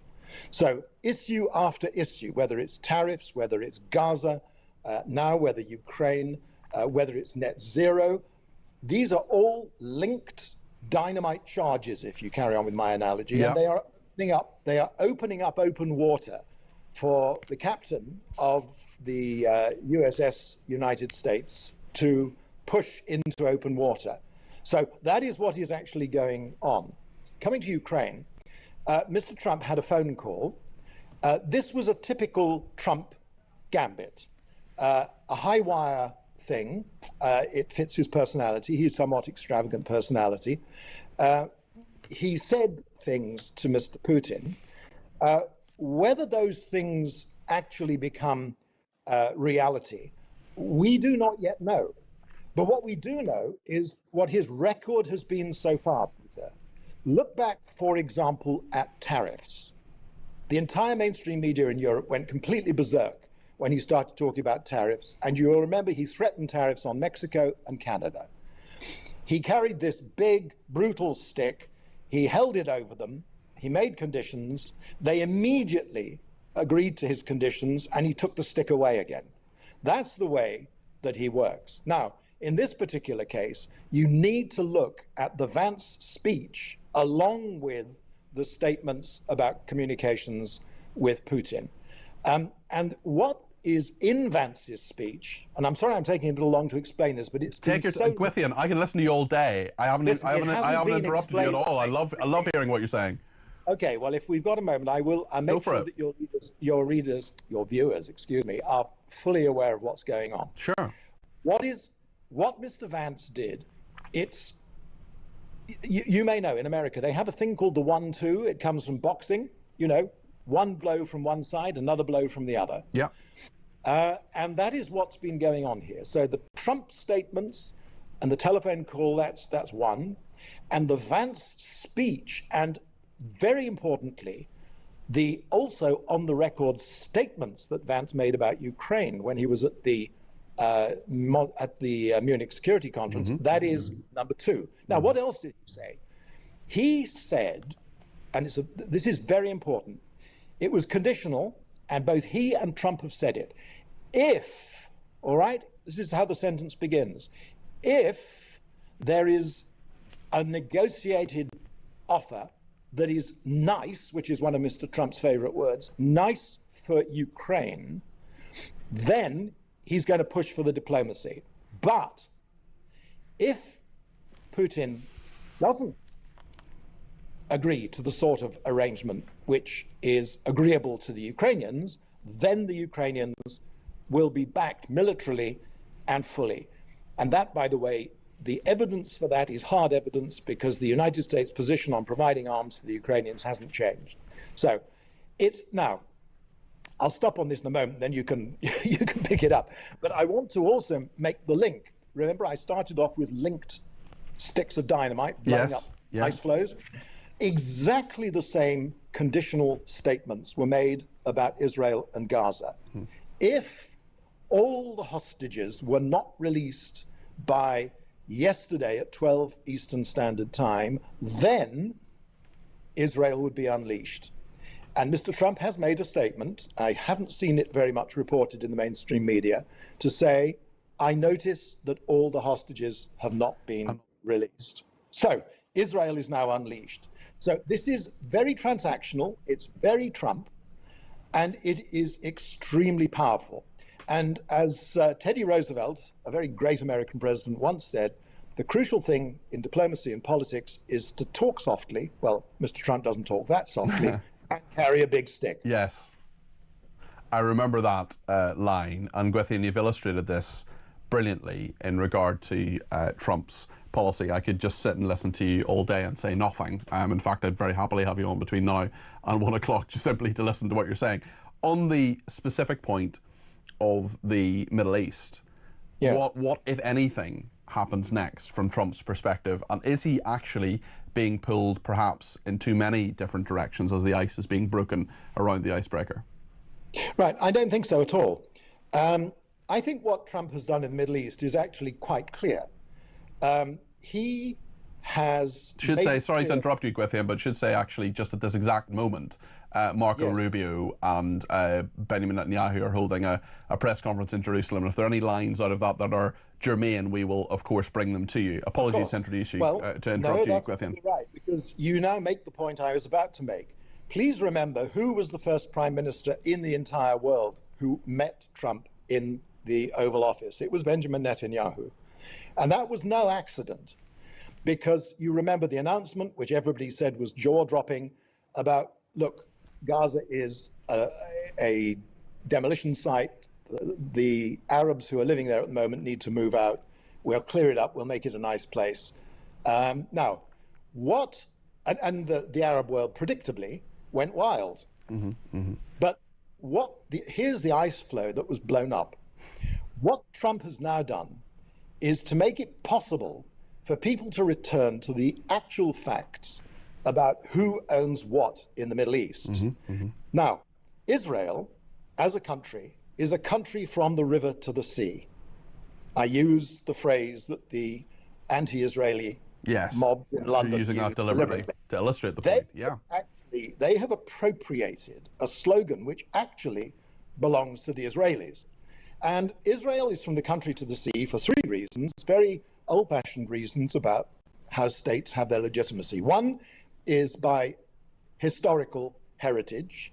The Jews in Israel are the first nation, you know, just like the other First Nations in North America and in Australia and so on. They've been there for thousands of years. Go and read the book of Deuteronomy if you have any doubts about that. Look at the history of the exile to Babylon and the fall of the Second Temple.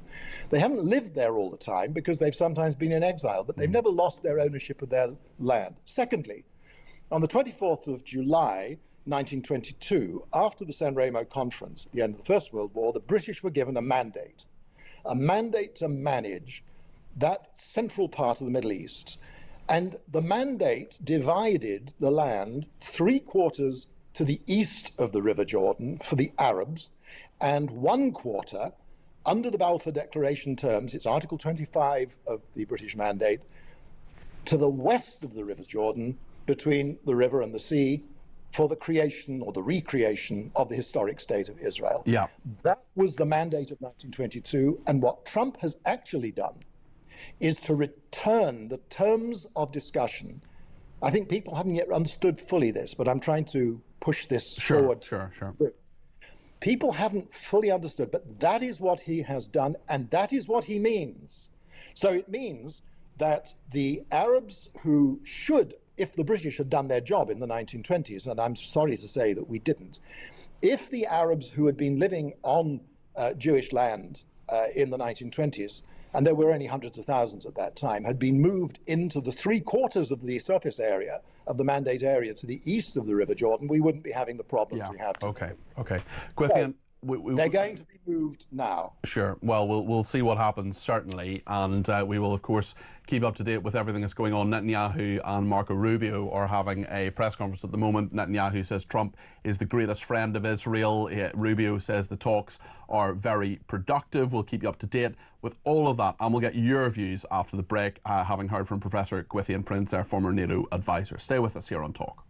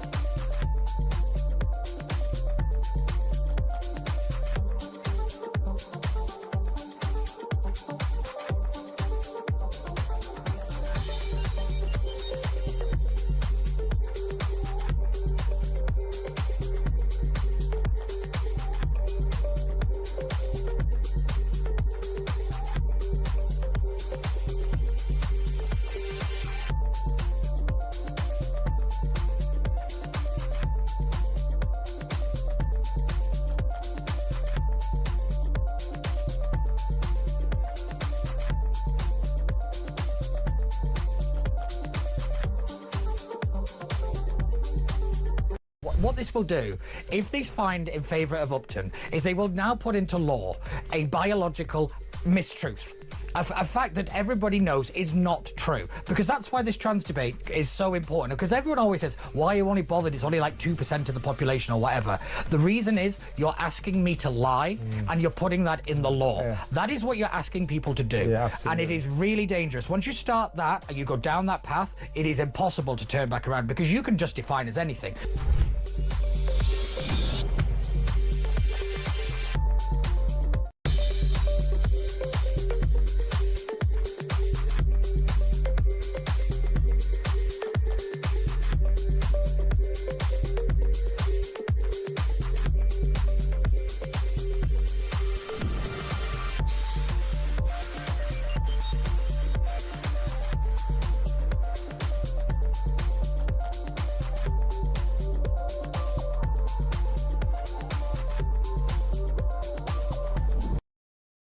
Across the UK, on DAB+, on YouTube, on your mobile, and on your side.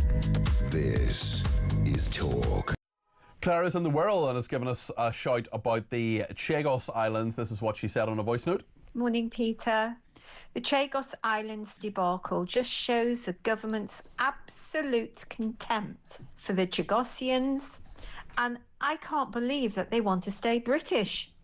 I am ashamed to be British now, and Starmer and the last so-called Conservative government have destroyed us and our heritage. Thank you. Thank you, Claire. Chris in Ottershaw, also on the big question about whether you would fight for this country. Let's hear what Chris has to say. Good morning, Peter. Trouble with some of the people that live in this country now, if we went to war, they would probably join the army just so they can shoot our own troops in the back. Just imagine if we went to war with a country like Iran. That's exactly what would happen. Anna is in Surrey on the same question. This is what Anna has to say. Hi, Peter, Anna Surrey. Would I fight for my country? Absolutely. However, the biggest threat to this country is not coming from abroad, it's coming from within.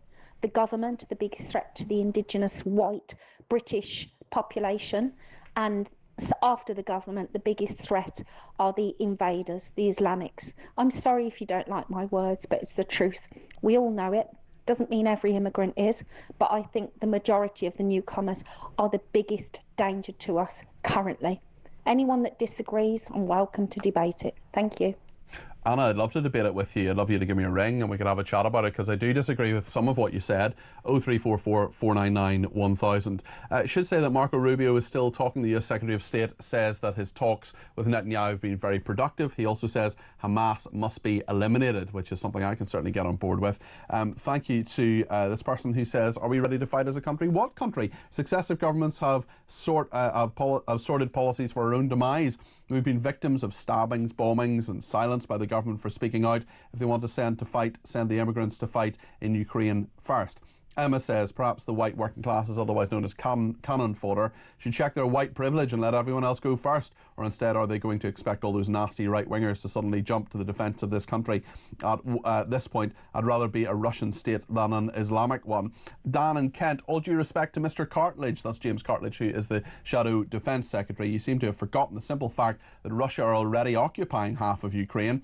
Why would Putin need to negotiate with Zelensky? Leave it to the US. Europe would be crushed if China and Russia attack us, full stop. Neil says, at the moment, there are more civil servants looking after our armed services, 75,000 civil servants and 72,000 military. Get rid of 60% of them. There's your extra 2.5% for defence spending. I'm not sure that would quite add up. And a lot of the civilians do roles that previously they did in the military. We're going to talk to Simon Diggins next. He is a defence analyst who will, former colonel in the army. He'll give us his thoughts on Ukraine. I want yours too. We've plenty of calls as well coming into the building. Let's make sure we get as many of those on the air between now and 1 o'clock. If you want to get your voice on the air, 0344 499 1000. You can use the break to give me a call. Plenty more to discuss here on Talk.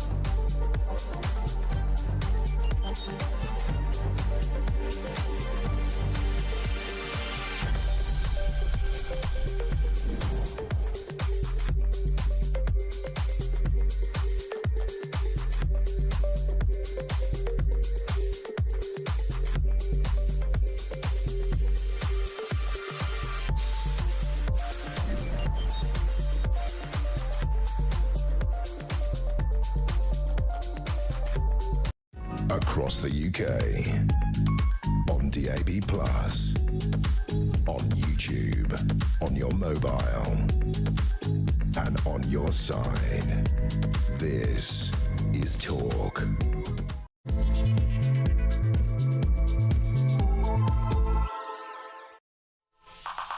Good afternoon, this is Talk. I'm Peter Cardwell. Thank you so much for your company. There's lots to talk about, including what happens in Ukraine, especially in regard to our own armed forces. We have the former head of the army saying it would be embarrassing if we got involved even as a peacekeeping force because we just don't have the troops or the resources. What do you think about that? Would you fight for your country? 0344 499 1000. And are we ready for war as a country if war were to come, or even peacekeeping duties? Let me know your thoughts. 0344 499 1000. We'll talk to two army analysts in a minute. Let me know your thoughts too, because we've got lots of voice notes coming in, we've got lots of text messages and so on.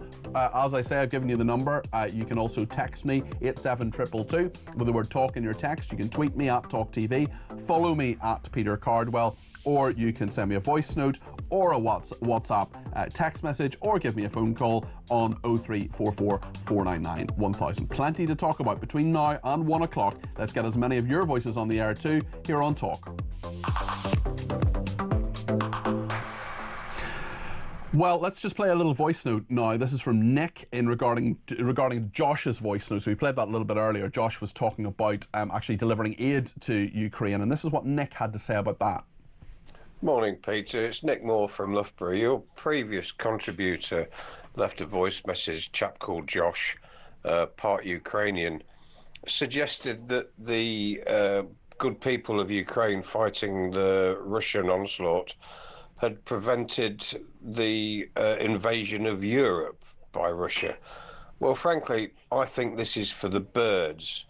And the whole notion that we support Ukraine to the extent we have has always been predicated on the suggestion that to do otherwise, the Russians would invade the Baltic states and Poland and all their former Soviet territories. I think this is absolute nonsense. And to continue to pump taxpayers' money into a war fought by two corrupt grifters, Zelensky and Putin, when the money could be better spent at home, is outrageous, and this needs to stop. Peter, I love your show. You're the voice of reason, and I bid you a good weekend. Nick, thank you. Lots to chew on that, and thanks for the kind words at the end there. Let's play what Gavin Dorset has to say. Morning, Peter. I just want to say people are losing sight of the point. And the point is that Putin went into Ukraine because America was going to put missile bases on his borders, which we'd agreed to not to do many years ago. So America started all this, and then they've buggered off, and now they're going to stir up more trouble in just off the coast of China with Taiwan, South China Sea. Putin's not intent on taking over control of Europe. He just wants to protect his people and protect his borders. How he's going about it isn't very good, but it is what it is. And I think we ought to get our own house in order before we start worrying about what's going on in Europe. And that is something that I want to talk about now. In fact, I want to talk about all of this with Colonel Simon Diggins, who's a defence analyst, and in a moment we'll be joined by Sir Simon Mail, who's a retired British Army officer, former Middle East advisor at the Ministry of Defence, not just about the Middle East, but about Ukraine as well. Simon, good to talk to you again. Where are we with all of this, and where do you think it should go? Because the war has to end at some point, and we have heard from Trump that there is some plan, or at least he's throwing it out there, that there has to be some sort of discussion in regard to the end of this. We've heard, I'm sure you heard those couple of voice notes there a minute ago. There is some scepticism, not just from our viewers and listeners, but also from Lord Dannatt, the former head of the army, that actually, were Britain to be involved even as a peacekeeping grouping, as a peacekeeping force, that actually wouldn't work. What's your perspective on all of this over the last couple of days? Because there's so much diplomacy. No, absolutely. Everything's moving very fast, Peter, isn't it? And a very good morning to you and good afternoon to you as well. Good to hear from you. The idea there's going to be some kind of peace settlement this year was well indicated in advance by Trump joining his build-up to it. So what we've had in the last week or so really is the delivery of that. There's also an element of really strong realism about it, which is that the aspiration of President Zelensky and the Ukrainian people to restore the borders up to the 2014 boundaries, which when the first invasion of Ukraine took place, has been unrealistic since at least 2023, when they had the failed Ukrainian counteroffensive. That's hard to say, because there's no question about it, who is in the right and who's in the wrong. And Ukraine is absolutely in the right. But the reality is that in terms of the delivery of aid, military aid to Ukraine, it's been $1 too little, $1 too late, and there's this whole balance of resource issue between Ukraine and Russia. Basically, from the moment we said we were not going to put boots on the ground and actually fight alongside the Ukrainians, then the possibility of restoring the territorial 70 to 2014 boundaries was off the cards. Okay, so you think it's unrealistic what Zelensky is talking about? Yeah, no, and I think he knows this. He knows this. What he's really keen to do is make sure that he's got sufficient strength so that come the ceasefire, which will be an ugly ceasefire, there's no question about it. It's going to be a very difficult ceasefire to do it, but he's got enough strength then to ensure that what doesn't happen is Russia has a so-called strategic pause, use that opportunity to rearm, and then have a second bite of the cherry following on from that. And secondly, I think the key to it is for us is to make sure we've got sufficient resource and sufficient defence to ensure that if, for example, President Putin decides to go somewhere else, and the Baltics was mentioned by one of your earlier speakers, or Moldova or Transnistria, that we can support and defend against that level of aggression. I don't agree with your speaker about what Putin's up to. Putin is a KGB man. He's a Chekist. He served the areas he served in was the DDR. And his view, and he's publicly stated this, was the collapse of the Soviet Union for him was what he called a geopolitical disaster. You know, it was a failure not just of Russia but of the Soviet Union, and he wants to get back that kind of bulwark of Eastern Europe. He doesn't necessarily want to conquer them, but he wants to ensure they work to his diktat and the diktat of Russia. That's what he's after. And so he is aggressive, he is revanchist, and he is looking to take control of Eastern Europe as existed when he was a KGB officer in the old East German Democratic Republic. So that's kind of what we're up against, and that's why ensuring that Ukraine is strong and can resist any further aggression by Putin, and ensuring we have our own defences is so important.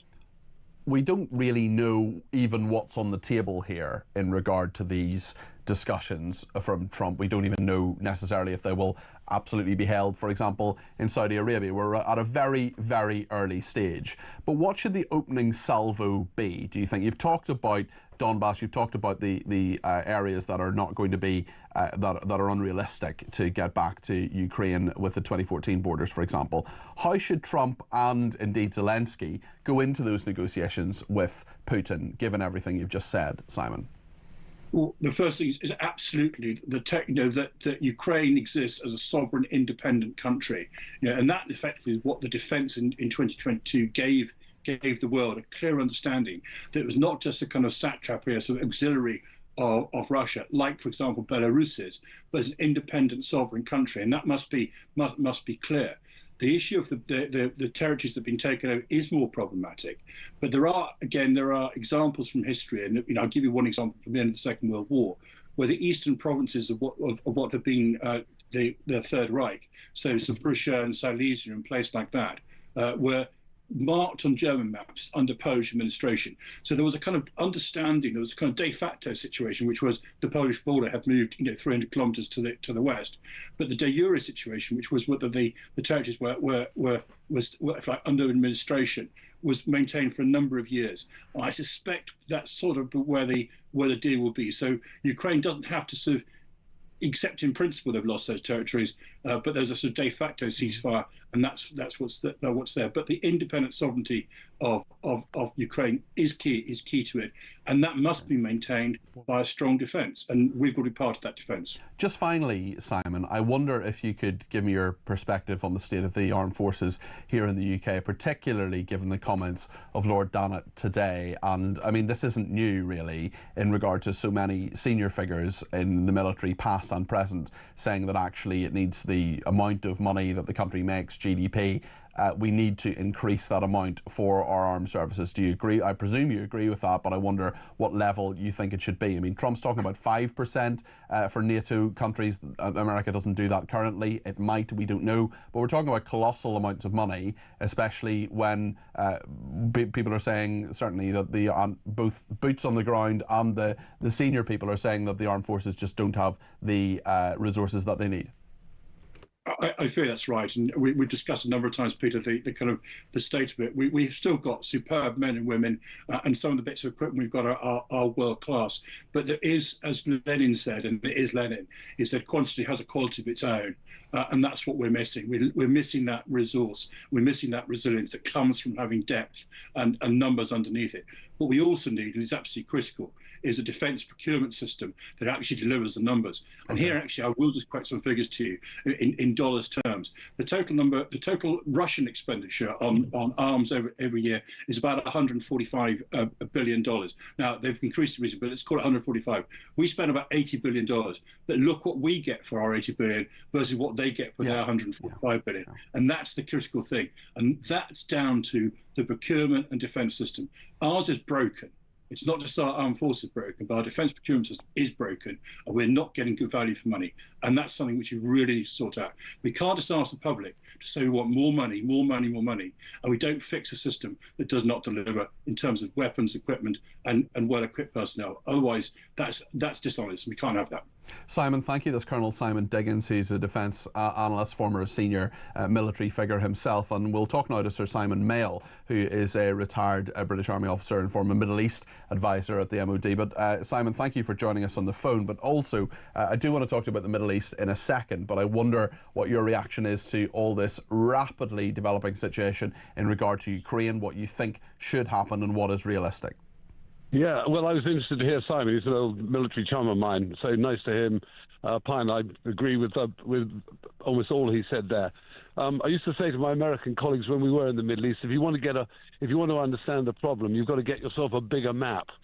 And what's going on in Ukraine, what's going on in the South China Sea, what's going on in Iran, what's going on in Gaza, is all part of a really, really, in the Chinese sense, interesting, curse times.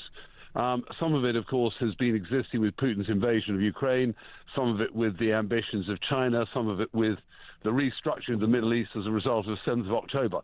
But a lot of it, the new dimension, is catalyzed by a very new, very aggressive administration in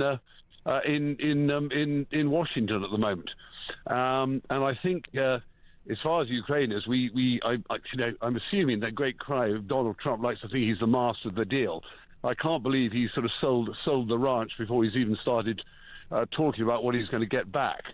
But there are, as I say, macro issues to do with sorting out the Middle East, with balancing off against China.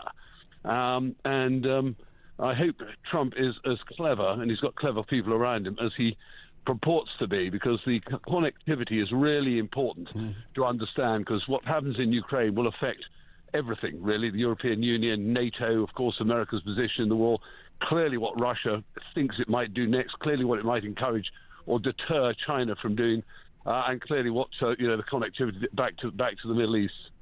Let me ask you about the Middle East. I know you're a former Middle East advisor to the Ministry of Defence, Sir Simon. Rubio, the Secretary of State, Marco Rubio, is in Jerusalem at the moment. He's just done a press conference with Prime Minister Netanyahu. Rubio says Hamas needs to be eliminated, and Netanyahu says Trump is the best friend of Israel. I wonder what your reaction is to that love-in between those two. Well, I think the reality is that there is no chance for a two-state solution while Hamas still have any say remotely in the governance of Gaza. I don't see how any country, Israel or ourselves, could sign up to having a state next door that remains, certainly by its sort of terrorist leadership, committed to our destruction, or in Israel's case, their destruction. And so there is an opportunity here. Trump's idea about the Riviera might sound absolutely bonkers, but one of the problems we've had across the Middle East is too many young people with no jobs and no aspirations being attracted to some of these death cults like Hamas or Hezbollah, or Iran. And so there is a case of so I'd be interested if Trump does go, or his acolytes go to Saudi Arabia for discussions on Ukraine and Russia. Whether within that, I cannot believe they won't talk about a reordering of the Middle East, which, of course, with the weakening of Iran, has some opportunities. They're normally thwarted in that part of the world, but there are certainly opportunities for a realignment.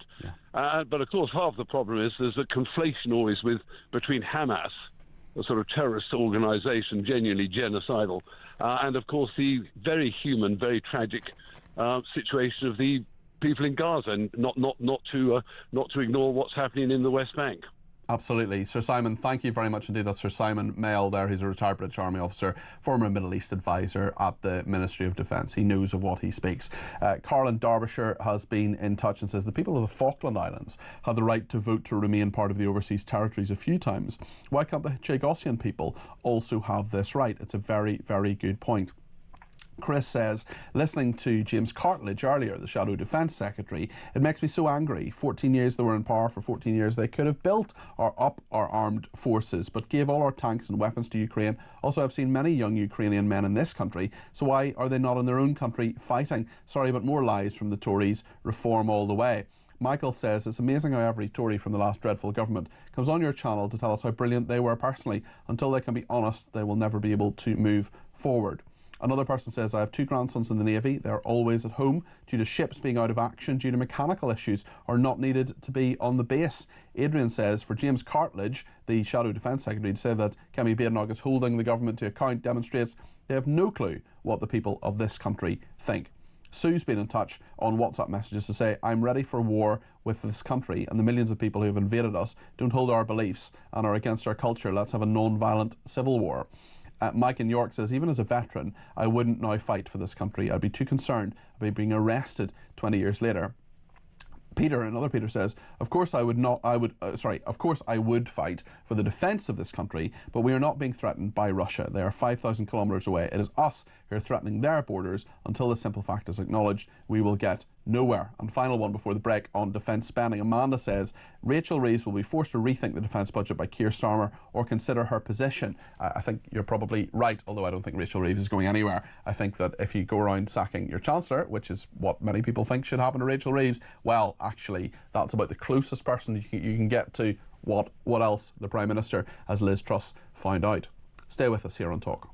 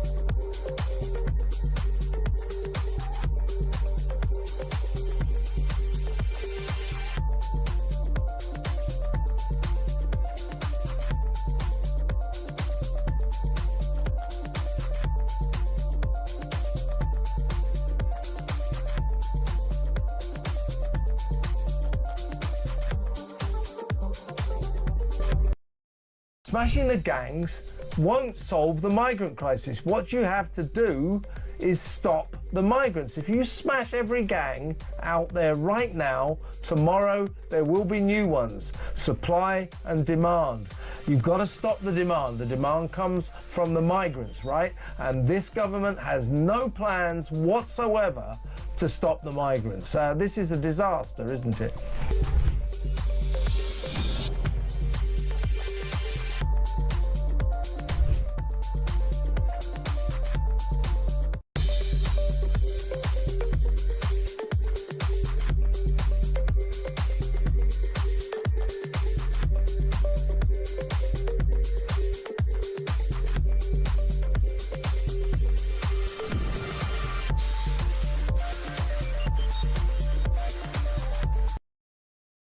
across the UK, on DAB+, on YouTube, on your mobile, and on your side.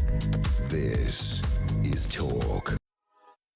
Beverly's been in touch and says, what a surprise, dodgy Starmer doing a deal with a potential money laundering leader of the Scours Islands. I wonder what they might get in return. Well, look, there's no suggestion Keir Starmer's done anything illegal, and we need to be very careful about that. But yes, certainly that is the story today, that the former Mauritian Prime Minister who is involved in this deal, well, he has been searched. His family have been questioned about a money laundering scandal, and we'll bring you the latest on that, of course. Samantha says, how can the British government 1 minute say Ukraine has to be in the room with the Putin-Trump peace deal, but then with the Scours Islands, I think Samantha means, they're not letting the indigenous people of that island have any say in their future? It seems a little bit pot kettle black to me. Ian says, I can't believe what I'm hearing. If we're going to give 18 billion quid, let's give it to the Scours people for independence, says Ian. Dan in Kent says, any Prime Minister with any slight bit of common sense would cancel any deal on the table about the Scours Islands and invest heavily in the interests of their people. It would also show strong bonds to the US. It's not rocket science. Paul T from Liverpool says, my question to Peter is, if the UK has around 90,000 armed personnel, how do we even protect the country from inside if the young men of fighting age that have come in with a different culture, both legally and illegally, decide to stand up and take the UK? How many men have come over on boats in the last 5 years? Kenny in Edinburgh says, hi Cardi P, those people that say they wouldn't fight to defend our homeland should be made to fight for our country. It's these people and their insane ideology that has caused the problem we now face. So should those people not be forced to do something about the situation they have caused? I'm going to take a couple of calls in a second, but let's hear two voice notes first. Firstly from Alan. Good morning, Peter. Where has this guy been? Is a breath of fresh air, this professor. He's just explained everything about the Gaza nonsense in one go. It was due to the British not moving the Arabs out of the Jewish homeland in 1922. This would have all never happened if it had done that. And probably Trump's right saying what he is saying. My God, he should be teaching in schools, this guy, because the crap we're being taught in schools now is ridiculous. Thank you. We'll go through and had some points, but of course there's a lot that's happened since the 1920s, and it's not all about history, it's also about the present as well. But thank you, Alan, for that. Philippa on the Russia-Ukraine war. Hello, Philippa here. Just listening to all of the things about Zelensky and Putin, and I can't see why they don't agree terms, whatever they are, just to stop it, and then say that if Russia steps 1 foot inside Ukraine, then they can join NATO and the full force of NATO will come down on them. I really don't see why that can't happen. That'll give us all breathing space to tool up so that whatever happens next, we're ready for it. Thank you. Great show. Bye. Thank you, Philippa. Lorena, I think is how you pronounce it, in Nottinghamshire. Apologies if I've got that wrong. One word, the town of Butcher, not sure of the spelling. If Putin had anything about him when that atrocity happened, he would have said, no, I don't sanction this, let's talk. People have such short memories about the beginning of this, much like the 7th of October in Israel. Love the show, says Lorena. I think that's how you pronounce her name. And Stuart says, no one seems to be talking about a very pertinent point regarding Ukraine, and that is the fact that they are running out of men to fight. They won't release their losses, but the fact that the age has been raised to 54 for conscription, it's obvious a generation of young men are already lost. Putin will happily keep feeding millions of his young men to the meat grinder, but Ukraine will run out. What then, Mr. Zelensky? Well, it has to end, and it has to end somehow, and I don't want any more young men or old men or anybody to die in the Ukraine war. There has to be some form of solution to it. We'll talk more about that between now and 1 o'clock. If you have a view on this, 0344 499 1000 is the number to call. Herbie is in Harrow. He's done exactly that. Herbie, what would you like to say? Good afternoon, Peter. Well, here we go again, Peter. You know, just before the Second World War, we caught with our trousers round our ankles, unprepared, unready, and everything else. I mean to say, we never learn.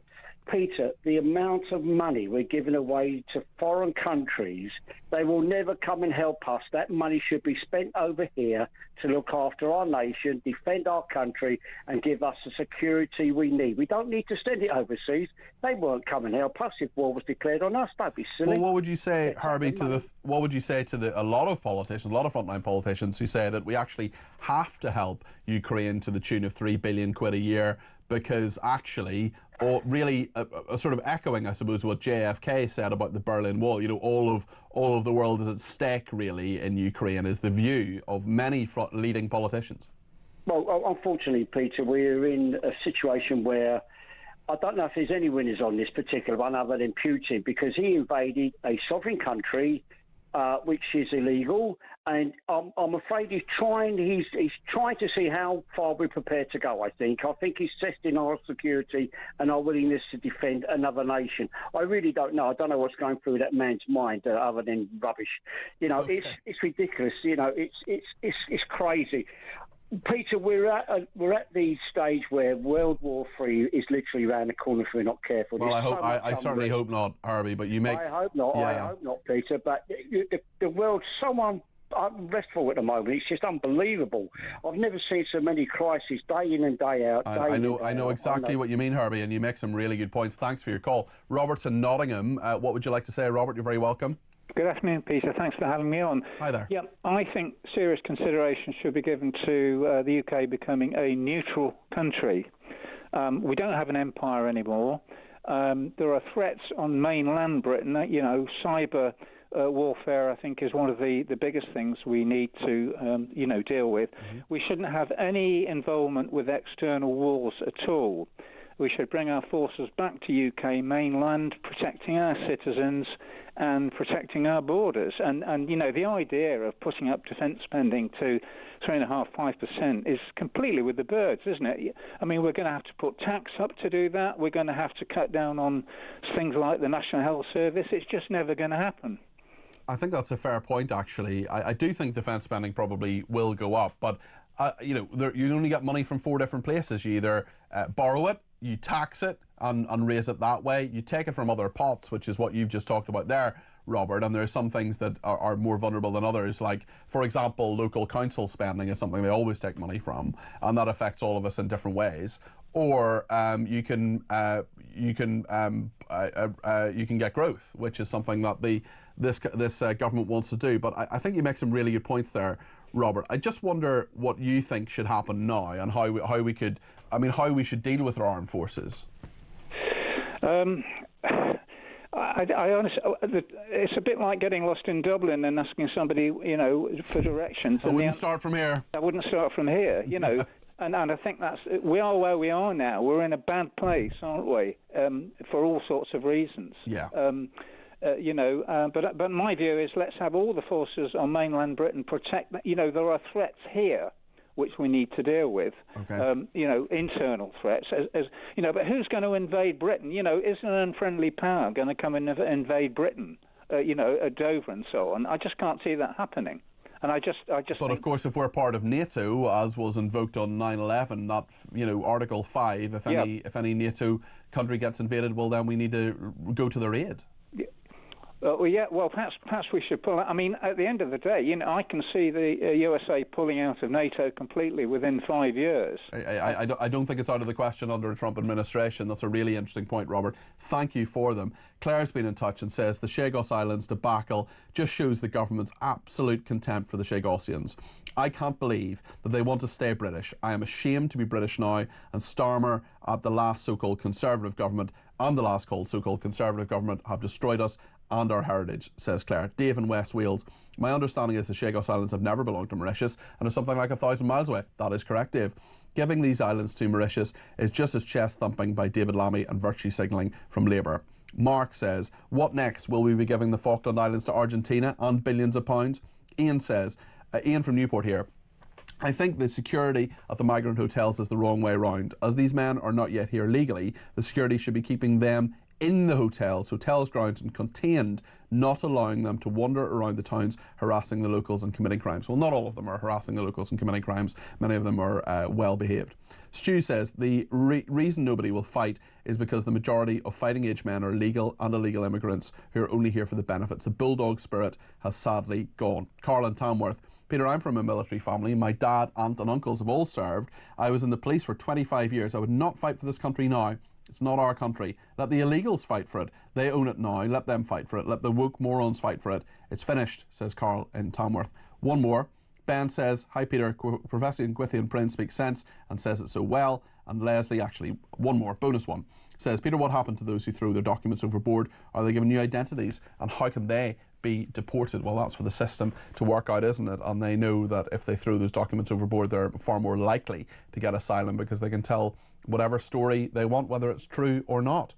We're going to talk in a second about a very, very interesting story. This is a man who he went to court after what he said was harassment in person and on social media. And this is a school head teacher who sued parents over a campaign of abuse. It's a very interesting story in Northern Ireland, which links a little bit to this as well. But actually, this was in the Wirral in Merseyside. We're going to hear the thoughts of Laura McInerney, who's the co-founder of Teacher Tap, former teacher herself, actually, on all of this. In just a minute here on Talk. We'll take more of your calls, texts and tweets as well. Loads of time for that between now and 1 o'clock. So use the break, pick up the phone and give me a call.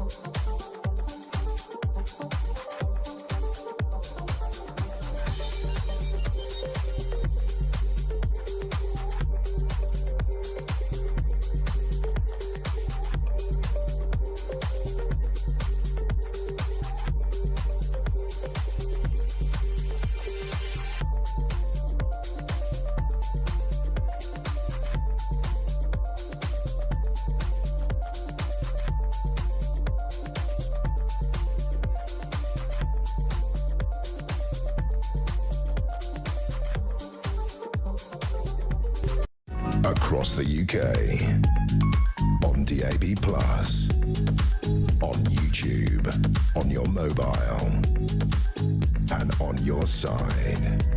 This is Talk.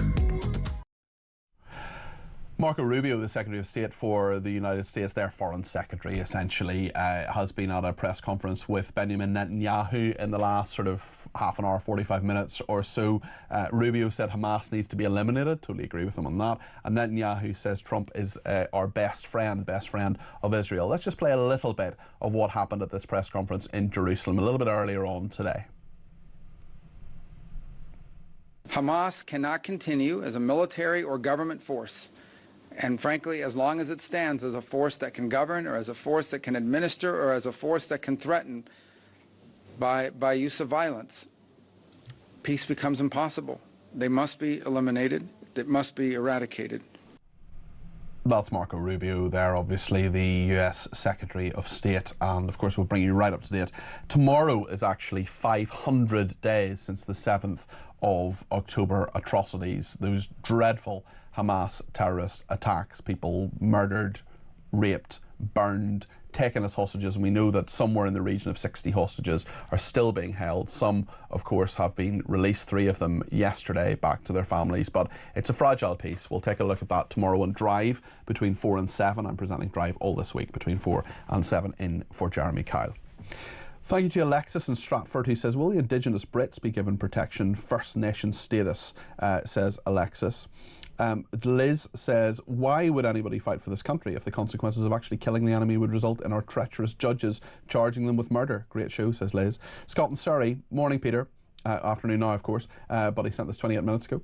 The US and UK for years have allowed Putin to continue taking political liberties. If we had been stronger earlier, we in Ukraine, etc., call it what it is, self-serving, says Scott. Barry says, regarding defence procurement, why do we always insist on developing our own weapons system? Swallow our pride, buy American. Some of it is pretty good, says Barry. Food for thought there. I've been struck in the last little while about a couple of stories about heads of schools, about teachers and senior figures in teaching being a subject of huge amounts of criticism. There's a story in Northern Ireland, actually, about the head teacher of a school in Londonderry who was at the centre of a row over funding for a football pitch. It got quite a lot of money, £710,000. He had all sorts of allegations against him, many of which were absolutely not true. He considered quitting. He had a very, very tough time in regard to that. That was at Lisneal College in Londonderry. But the one I want to focus on today is about a school head who sued parents over a campaign of abuse and won. And we talk a lot about schools and what they do and don't do, but this is about two parents at Pensby High School in the Wirral in Merseyside, where this man, Kevin Flanagan, has been head teacher, still there, since 2014. They turned up at his family home following years of disagreement about his children's education. They began a relentless campaign after he gave these people's kids, two girls, detention because the school determined that they had broken rules such as using their mobile phones in the school ground. It involved starting a petition to get Kevin Flanagan ousted as head, according to his legal claim, verbal abuse at the school gates and even driving dangerously in pursuit of his partner. That is denied by the Critchley family. But a Facebook page was set up called Families Fight Flanagan, which accused the head teacher of misogyny and of bullying students. At one point, there were over 100 posts a day, according to the legal claim by Kevin Flanagan. Well, Laura McInerney is co-founder of TeacherTap, which is an app that a lot of teachers use, and we can find out what they're thinking about these things. And she's a former teacher herself. Laura, what do you make of this? Unfortunately, it is something that we're hearing more and more at the moment, that head teachers, and look, they've always had a situation where you've had some disgruntled parents. But if you go back kind of 15 or 20 years, what would typically happen is the parent might be turning up at the school. There might be an unhappy story in the local newspaper, and then that would kind of be the end of it. What tends to happen now is the inclusion of social media means this then whips up into WhatsApp group, Facebook groups, and increasingly then the abuse at the school gate seems to be increasing. So we've seen that on TeacherTap in terms of what people are reporting, and that is just putting extra pressure on the head teachers, and that is quite different than it was, say, 20 years ago. How much pressure are teachers under? I mean, you send out surveys every day on TeacherTap. I've seen some of them, I've seen the results of them, and so on. How much pressure are they under from parents making vexatious claims? Now, look, I remember, we all have stories of times when our parents, perhaps not all of them, but many of them, have had maybe a tricky conversation with a teacher. They've disagreed with something they've done. Usually that's the end of it. But in terms of a real campaign or a vexatious thing, something that's really, really direct and sustained, how big a problem do you think that is? Well, one of the most extraordinary findings of the last year was we asked teachers in the past month, have you avoided sanctioning a child at any point because you were worried about the parents kicking off on social media? And 3 in 10 teachers said they had. Now, I just don't believe that would have been the case previously, that you'd have almost a third of a teacher in the past month not dealing with a child in the way that they would expect to because of concerns over parents kicking off online. So I think that's the amount of pressure that is being felt. And having spoken to the heads who have this happen to them, because, as it's found to be the case here, it is lies that are being put online. There are allegations being made for which there is no evidence, which are often outright lies that can totally ruin people's reputations. And in this country, we don't really have a big history of this. We don't tend to take each other to court. It isn't something we do. And also, people don't necessarily know the rules about what they can and can't say online. A lot of people got caught out in the summer in the riots last year because I genuinely think they had no idea that if you write these kind of claims online and they are untrue and they are inflammatory and they are abusive, that you can get in actual trouble for that. Teachers aren't perfect. Teachers, of course, do have, they make mistakes like the rest of us. What's the kind, I mean, you would hope it would be obvious that there is a difference between having a quiet word and saying, actually, or even doing something formally and saying, do you know what, I fundamentally disagree with how this teacher has acted, going to the school. I mean, any teacher I talk to, and I know a few of them, and I know you were a teacher, they often say it's never the pupils that are the problem, the students, it's more the parents. And I mean, often it's the ones who shout the loudest that are heard the most. But there are times, of course, when it's absolutely right to say, actually, this is not correct in terms of what a teacher has done. Absolutely. And I do think that the whole of the school system has to take a look at how good it is at communicating with parents, and also whether we've made the complaints procedures far too complicated. Again, if you were to go back 20 years ago, almost all schools at that time would have been looked at by the local authority. And so if people weren't getting where they wanted to with the local head teacher, they could ring up their local councillor, they could go and knock on the door at the council and get somebody to listen to them. In the current system in England, it is not that straightforward. And so what we're seeing is an increase in complaints that go to a variety of people. A parent is angry because the head disagrees with them, and again, not all heads are perfect. These things aren't always picked up, and so they do this sort of spray and pray. They write to the Teacher Regulation Agency, to Ofsted, to the local council, to an academy trust, to everybody that they can get their hands on, the Secretary of State. And that's why we've seen over a 60% increase in Teacher Regulation Agency complaints in the last year, people complaining about whether teachers should even be allowed to carry on teaching. That can't be good for anybody. I don't think it's good for the parents' blood pressure, frankly. I don't think it's good for the system, and it is something that could be addressed by having clearer, more simple systems rather than every school now having to create them for themselves, which is what's happening.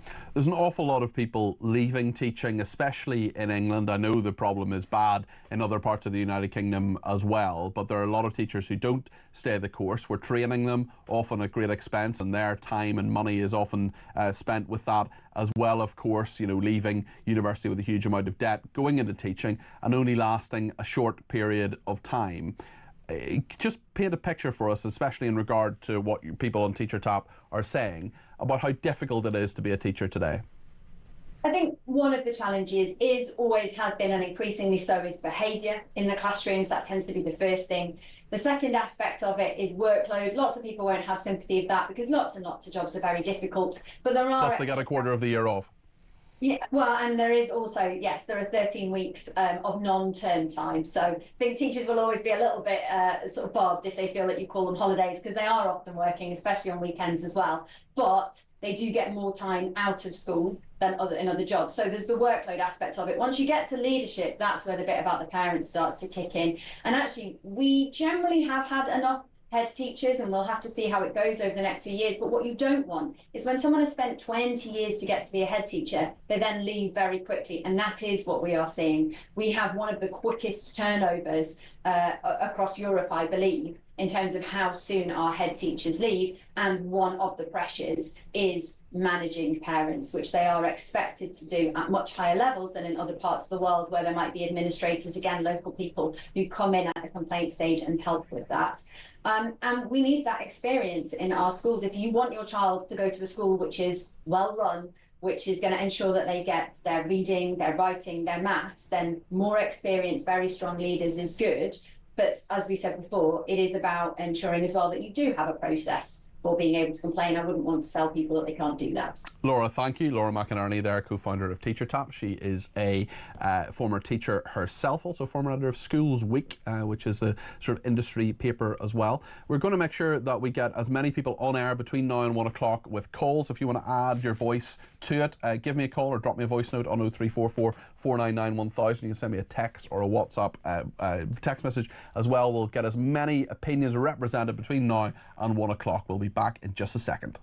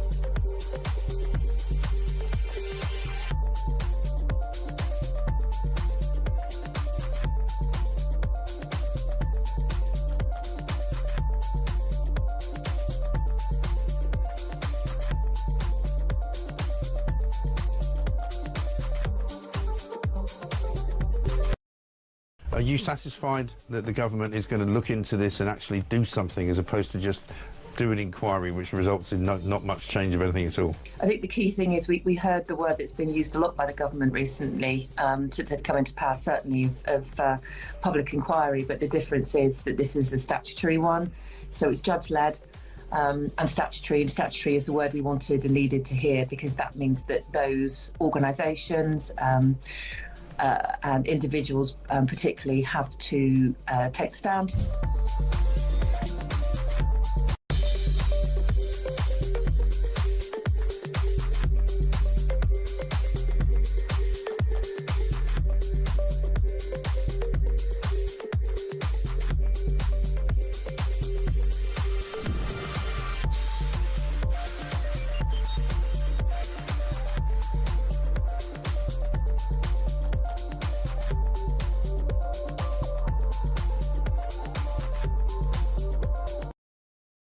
Across the UK, on DAB+, on YouTube, on your mobile, and on your side. This is Talk. Time now to find out how you could be in with a chance of winning £25,000.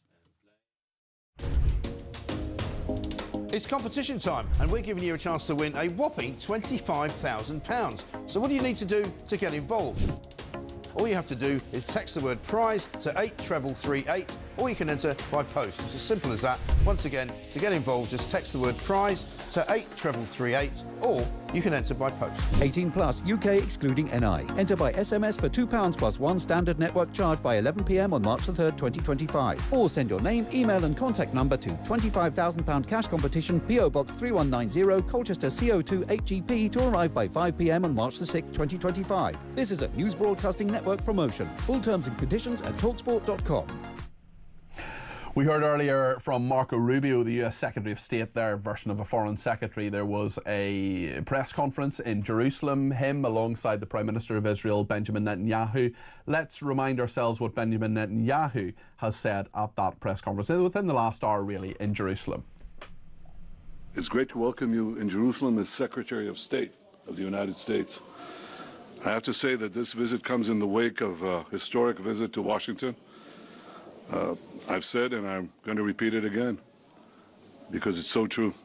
President Trump is the greatest friend that Israel has ever had in the White House. And the visit in Washington reflected that in every way, and your visit here reflects it in every way. Throughout your political career, you've been a great supporter of Israel and a great champion of the U.S.-Israel alliance. I have no doubt that your unwavering support will continue during your tenure as Secretary of State. Well, that is Benjamin Netanyahu, the Prime Minister of Israel, at that press conference a little bit earlier on. We heard a minute ago as well from Marco Rubio, the Secretary of State, the US Foreign Secretary, basically. John in Derbyshire's been in touch with a voice note on Ukraine and Russia. Hi, Peter. Let's get it right here. Proxy war. We and America are beweaving the West to fight in Ukraine, and it's cost us billions. We've got to get boots on the ground, train their soldiers to use this advanced weaponry. Who does he think training them? Putin is a busted flush. His time, he can't afford to look weak. I'm totally behind the president. The real threat to the West is China. Make no mistake. Cheers, Pete. John, thanks for your thoughts on that, John. On teaching, a couple of people in touch as well. Unfortunately, too many poor and inept head teachers and leadership use people complaints as a stick to beat and threaten a teacher rather than support the teacher. Abuse and poor behaviour is rife in schools, and teachers suffer in silence for fear of retribution, says this person. Another person says inexperienced heads use formal systems like safeguarding to control staff who call out their poor leadership, while teachers who toe the line are protected even when they commit criminal acts, says that anonymous person. On the war, Bev says we need to increase our armed forces to both be ready in the event of war, but also to man our borders. We need to start building our own tanks, to have other necessary equipment too. It's imperative we have our own energy to ensure we can manufacture, to run our country. Reeves should stop any more money going to Miliband for his Lego schemes and put his money into energy and the armed forces. Well, we've heard from John on the voice note. I have 3 calls I hope to get through between now and 1 o'clock when we hand over to Talk Sport. Let's hear first from Brian in London. Brian, you're very welcome to the programme. What would you like to say? Good afternoon, Peter. Lady on earlier, representing Chagos people, said that they'd arrived at Heathrow and Hillingdon Council. She said it quickly. Hillingdon Council weren't looking after her. Yeah. Now, I find that insulting, really, because I have 2 stepsons. They've worked all their lives. They've not got good jobs. They've got jobs that keep just about paid a £1,200 rent, private rent that they have to pay. Yeah, a lot of money. It is a lot of money for 2 youngish kids, shall we say. They should be, having kids themselves and having a good life. They get no help from Hillingdon Council, and we've lived here all our life. They were on the council list, and the council, Hillingdon Council, Tory, actually said, well, what we're going to do is we're going to close the list altogether. So they got no chance. Yeah. The only what they did, they done the wrong thing. They went to work and provided for themselves. It's really interesting you say they did the wrong thing, because we're told that's the right thing to do, but where's the reward for it? I'm sure your sons and you are asking that question. Well, I don't like people that are turning up. We've got immigration now. We send them have immigrants, and they turn up at Heathrow and they say, "Gimme, gimme, gimme." But the problem is, to give them, you have to increase tax on my boys. Because you increase tax on my boys, it makes it harder for them to get their own place. And because people from abroad are taking up all the housing stock, the rents go up. So my boys have got, they're struggling. They're struggling. A lot of people are struggling, and I'm getting sick of people from abroad thinking we are a living. That's it, Peter, really, mate, and thank you for a great show. Well, thank you, Brian. Thanks for your thoughts there. Let's talk to Dave, who's also in London. Dave, I think it's the army you want to talk about. Dave, hi, Peter. I keep hearing people... Yeah, can you hear? Yeah, I can. Go ahead. I keep hearing people come and go on ground, build our military forces. Where are these people going to come from? We don't in this country value our military. We send 50% of people to university, and the universities don't even allow the armed forces in their freshers' weeks anymore. That is true in some universities. Yeah, you're right. Most universities now don't allow it. So we've got to start from scratch. It's not about just building the military. We've got to build the country back up. If we don't get a Make Britain Great Again philosophy going on, we're done. There aren't going to be any soldiers to go out there and fight for this country, because it ain't worth fighting for right now. I think a lot of people feel the same way, and thanks for your comments there, Dave. Appreciate that. We'll go to Stephen Birmingham in just a second. Just want to read out this message first. It's from Gary, who says, why do you think it is the teachers are not quitting the private education sector in their droves? The answer is simple. They don't have the same problem with poor discipline in the classrooms that they do in the state sector, because it's just not tolerated. In the state sector, they believe that every child should have an equal chance to learn. Well, not if they're screwing up the education chances of other kids. They shouldn't. I think a lot of people feel the same way, and it only takes one disruptive child in a classroom to make it worse for everybody else. And I've certainly experienced that myself back in the day when everything was in black and white. Right then, let's go to Steve in Birmingham on Ukraine. Steve, you're very welcome to the programme. Last caller of the day. What would you like to say? Yeah, I'd like to say my son's training Ukrainian soldiers. Okay. Right? And what happened after it come to an end? My son was sitting down with one of the Ukrainians who we trained, and he turned around and said, we didn't want to go to war. And my son said, what are you on about? And he turned around and said, there's only 5% of us that live in Ukraine. The rest is all Russian people, Russian-speaking people. He said, what happened? Their president started bullying the Russian people. Then Putin warned him to leave them alone, and he didn't. And that's why they Putin went in. Well, there's certainly people. There are many people in Ukraine who feel Russian. There are many in the Donbass region who would welcome the fact that Putin is there. I think the majority of Ukrainians probably don't. But it's a very, very interesting perspective, Steve. And I think that, from your son's experience, do they think they're doing the right thing? My son said no. Right. So the lad turned around and said he doesn't want to fight. Yeah. The last words that he said to my son before he left, he said, I will see you in heaven. Wow, my goodness. Well, Steve, that's a very interesting perspective. Thank you very much indeed. So your son is in the army then? He's a trainer? He's in the army. He's trained him. How long has he been there? How long has he been in the army? 9 years. Okay, okay. Steve, sorry, you were about to say something else there, Steve? No, you carry on. No, I'm finished. But thank you very much indeed, Steve. Appreciate that. And we are almost finished the programme, actually. We're coming up to 1 o'clock now. And I'd just like to say thank you to the top team behind the glass who make the programme every week. Chris Jacobs is the producer. Tommy Bateson, the assistant producer. Dave Rhodes, Tech Up Dave, hobbling along at the moment on his crutch, is the technical operator and helping with all the voice notes as well, of which there are many today. And thank you for them.